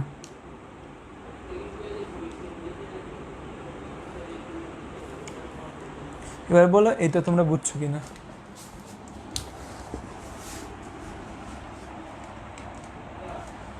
আচ্ছা, কারা কারা দেখতেছো না একবারে, না দেখার আজকে এত কারণ কি বুঝতেছি না।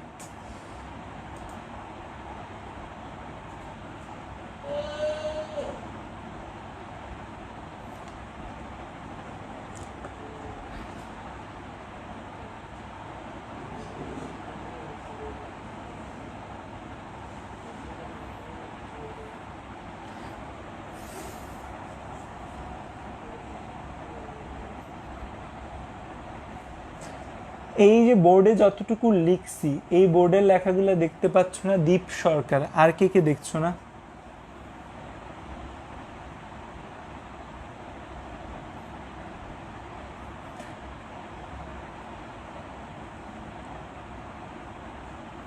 মেজর প্যাপিলাটা হচ্ছে যে এই যে নালীটা যখন হচ্ছে আমাদের ডিউডেনামের ভেতর প্রবেশ করে, নালীটা ডিউডেনামের ভেতর প্রবেশ করলে হয় কি, যে এই ছিদ্র দিয়ে যখন প্রবেশ করে বা একটা ছিদ্র যখন করে, তখন এর মাংসগুলো চারপাশে ছড়ায় যায়, মাংসগুলো আঙুলের মতো একটা অভিক্ষেপ তৈরি করে।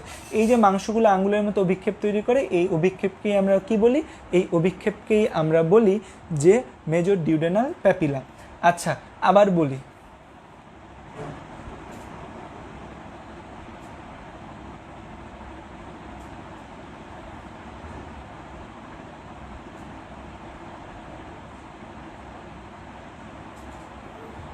আচ্ছা আবার বলি, খেয়াল করে দেখো যে আমার ডান যকৃৎ থেকে,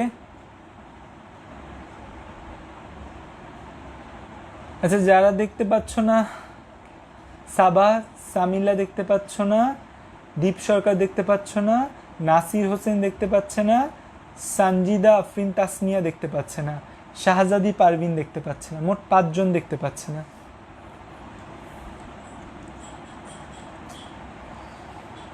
আমি হতাশ।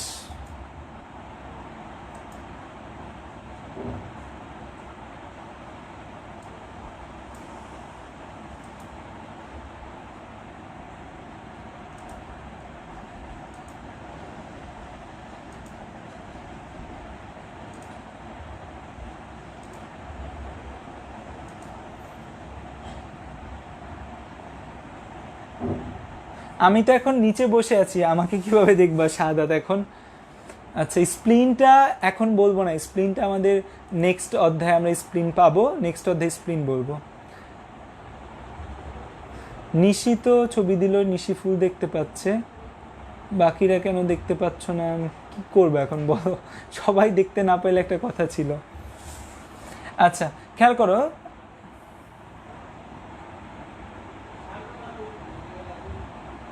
আচ্ছা, খেয়াল করো এই ছবিটার মধ্যে আমাদের ডান যকৃৎ থেকে একটা নালী বের হয়, তাকে কালো করে দিয়েছি ডান যকৃৎ নালী, বাম যকৃৎ থেকে একটা নালী বের হয় বাম যকৃৎ নালী। ডান আর বাম যকৃৎ নালী যে জায়গায় মিলে সেই জায়গাটাও কালো করে দেওয়া আছে, এটাকে আমরা বলি অভিন্ন যকৃৎ নালী। তারপর আমাদের যে পিত্তথলিয়া বা গল ব্লাডার রয়েছে, সেই গল ব্লাডার থেকে একটা নালী বের হয়, তাকে আমরা কি বলি?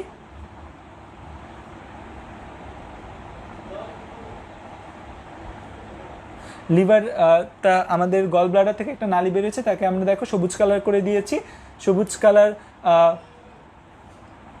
করে দিয়েছে। এই যে সবুজ কালার যে জায়গাটা, একে আমরা কি বলি? পিত্তনালী বা বাইল ডাক্ট বা সিস্টিক ডাক্ট বলি। এখন এই পিত্তনালী এবং অভিন্ন যকৃৎনালী একসাথে মিলে একটা নালী তৈরি করে, তাকে আমরা হচ্ছে অভিন্ন পিত্তনালী বা কমন বাইল ডাক্ট বলি। একে আমরা কি বলি? কমন বাইল ডাক্ট বলি। এখন এই যে কমন বাইল ডাক্ট রয়েছে, এই কমন বাইল ডাক্টটা আবার যুক্ত হয় কার সাথে? কমন বাইল ডাক্টটা যুক্ত হয় হচ্ছে আমাদের অগ্নাশয়ের একটা নালী রয়েছে, অগ্নাশয় প্রধান অগ্নাশয় নালী, বা যেটিকে আমরা বলি হচ্ছে মেইন প্যানক্রিয়াটিক ডাক্ট বা উইটসাং নালী। সেই উইটসাং নালীর সাথে যুক্ত হয়ে একটা নালী রূপে বের হবে। কিন্তু ঝামেলা জাগে যেখানে, যখন দুইটা নালী আসে, দুইটা নালী এত এত ক্ষরণ একসাথে মিলে যায়, তখন ছোট চিপা জায়গা দিয়ে যেতে পারে না, তখন নালীটা ফুলে যায়। আমাদের দেহের কোনো নালীর ভেতর ফোলা জায়গাকে আমরা বলি অ্যাম্পুলা। সো এটা একটা ফোলা জায়গা, একে আমরা কি বলবো? অ্যাম্পুলা। কোন বিজ্ঞানী দেখেছে? বিজ্ঞানী ভ্যাটার দেখেছে, এই জন্য তার নাম অনুযায়ী এটাকে কি বলা হয়? অ্যাম্পুলা অফ ভ্যাটার বলা হয়।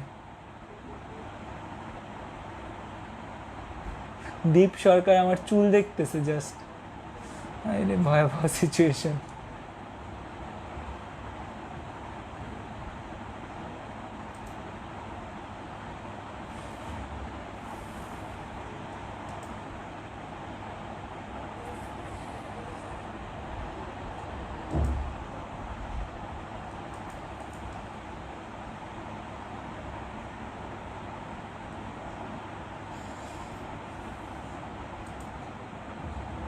সো এরপর হচ্ছে যে এই নালীটা প্রবেশ করে আমাদের ডিউডেনামে। ডিউডেনামের যে জায়গাটায় প্রবেশ করে এটাকে আমরা বলি সেকেন্ড পার্ট অফ ডিউডেনিয়াম।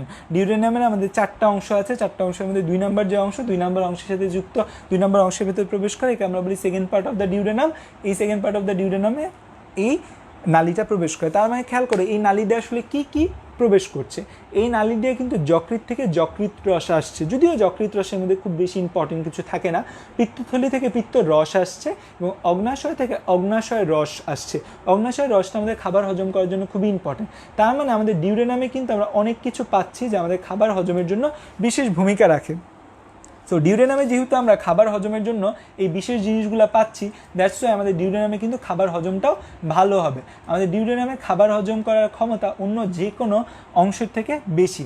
আমাদের দেহের যে খাবার পরিপাকটা হয়, খাবার পরিপাকটা মেইনলি হয় ডিউডেনামে, বিশেষ ভূমিকা রাখে।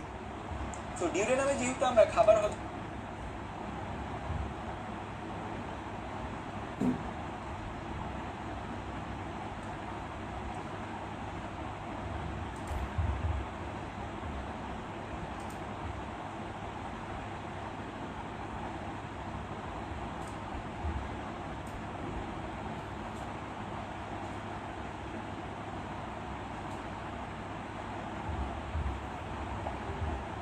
তোমাদের নানামুখী সমস্যা দেখে আমি খুব ডিপ্রেস।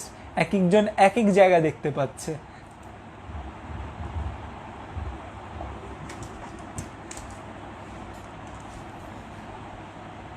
কেউ আমার চুল দেখছে, কেউ আমার নাক দেখতেছে, কেউ জাস্ট ডান পাশে বা বাম পাশে একটা লেখা দেখতে পাচ্ছে। I am depressed.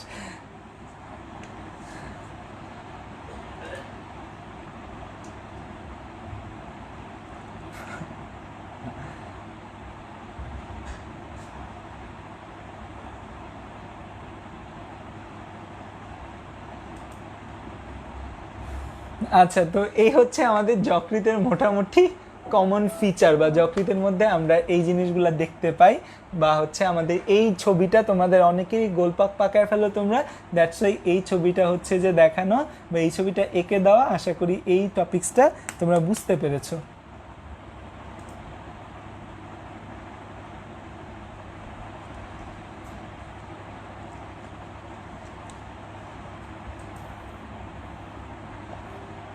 জুমে ক্লাস নিলে ভালো হয়। জুমে তোরে কি না লাগে, জুমে 40 মিনিটের বেশি ক্লাস নেওয়া যায় না।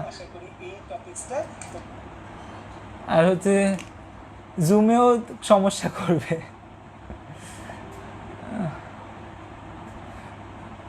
আমার আরেকটা ব্যাচ চলে মেডিকেল অ্যাডমিশনের ব্যাচ, ওদের ক্লাস নেই, ওদের প্রবলেম হয় না, তোমাদের এখানে কয়েকজনের প্রবলেম হচ্ছে, কি করবো বলো। আচ্ছা তোমাদের যাদের প্রবলেম হচ্ছে তোমরা ওই যে নূর নবী শামীম ভাইয়াকে ইনবক্স করো স্ক্রিনশট সহ, তোমাদের কি কি প্রবলেম হচ্ছে লাইভ দেখতে সেটা ভাইয়াকে একটু জানাও, আশা করি সমস্যা পেয়ে যাবে। আমিও দেখতে পাচ্ছি সব কিছু, কিন্তু প্রতিদিনই কয়েকজন দেখতে পায়। আউ ওকে, সো আমাদের যকৃৎ থেকে আমরা বেসিক কিছু কথাবার্তা জানতে পারলাম। তোমাদের নেক্সট থেকে আর সমস্যার দিকে তাকানো যাবে না, ক্লাস নিতে হবে। তোমাদের সমস্যার দিকে তাকাইতে গেলে আর ক্লাস নেওয়া যায় না। আজকে যাদের যাদের সমস্যা হয় লাইভ দেখতে, তারা হচ্ছে ওই নূর নবী শামীম ভাইয়াকে হচ্ছে যে ইনবক্স করো কী কী সমস্যা।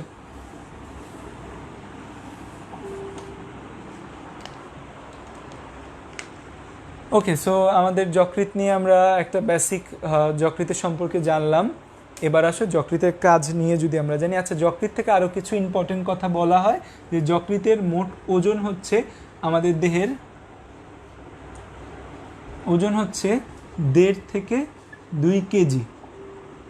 আরেকটা কথা বলা হয় যকৃৎ মানব দেহের মোট ওজনের, এগুলো কিন্তু গুরুত্বপূর্ণ এমসিকিউ, মোট ওজনের 3 থেকে 5%। আরেকটা কথা বলা হয় যকৃতের মধ্যে প্রায় 5 শতাধিক, ঠিক আছে, 500+ বিক্রিয়া হয়। এই জন্য যকৃৎকে কিন্তু আমরা কি বলি, জৈব রসায়নগার বলি আমাদের দেহের।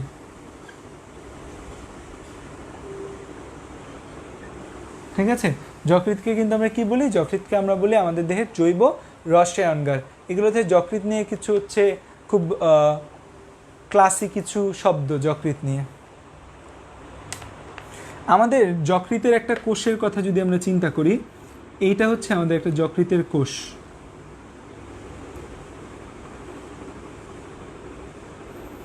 এটা হচ্ছে একটা যকৃতের কোষ, এরকম হেক্সাগোনাল শেপের থাকে। এটা হচ্ছে আমাদের একটা যকৃতের কোষ, বা একে আমরা কি বলি, একে আমরা বলি হেপাটোসাইট বলি। এই হেপাটোসাইটের ভেতর একটা হচ্ছে যে নালী থাকে, সেই নালীটাকে আমরা বলি, বা একটা অংশ থাকে যেটাকে আমরা বলি কেন্দ্রীয় শিরা। যকৃতের ভেতর এরকম একটা অংশ থাকে, তাকে আমরা বলি কি, কেন্দ্রীয় শিরা, বা ইংরেজিতে আমরা বলি সেন্ট্রাল ভেইন। এবং এই যে চাকা স্পোকের মতো যে অংশটা, এরকম কিছু জোন ভাগ করা থাকে এগুলোর মধ্যে। তো এবং এই যে প্রতিটা মাথা আছে না, এই প্রতিটা মাথায় আমাদের আবার 3টা জিনিস থাকে যাদেরকে আমরা বলি পোর্টাল ট্রায়াড। এখানে বাইল ডাক্ট, তারপর হচ্ছে portal vein and portal artery থাকে। এই যেখানে 3টা জিনিস থাকে, এখানে আমাদের 3টা জিনিস থাকে, 3টা জিনিস থাকে। একটাকে বলি হচ্ছে যে আমরা বাইল ডাক্ট, একটাকে বলি হচ্ছে আমরা পোর্টাল ভেইন, ভেইন মানে শিরা, একটাকে আমরা বলি পোর্টাল আর্টারি। এই 3টাকে একসাথে, যেহেতু 3টা জিনিস এরকম চাকার মধ্যে, চাকার যে স্পোক আছে না, স্পোকের এই যে এরকম, এটা হচ্ছে ধরো না সবুজ কালার থাকবে নিচে, এটা হচ্ছে যে পোর্টাল আর্টারি, এটা থাকে হচ্ছে তোমার পোর্টাল ভেইন, এটা থাকে হচ্ছে তোমাদের, আর উপরে থাকে হচ্ছে আমাদের বাইল ডাক্ট। তো এই 3টাকে একসাথে আবার ডাকা হয় হচ্ছে পোর্টাল, একসাথে ডাকা হয় হচ্ছে পোর্টাল ট্রায়াড।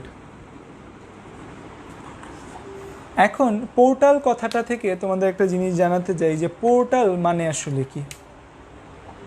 পোর্টাল, পোর্টাল কথাটা এসেছে পোর্ট থেকে, পোর্ট বা বন্দর। তোমরা এখানে অনেকেই চট্টগ্রামের রয়েছ, কি হয়েছে আবার?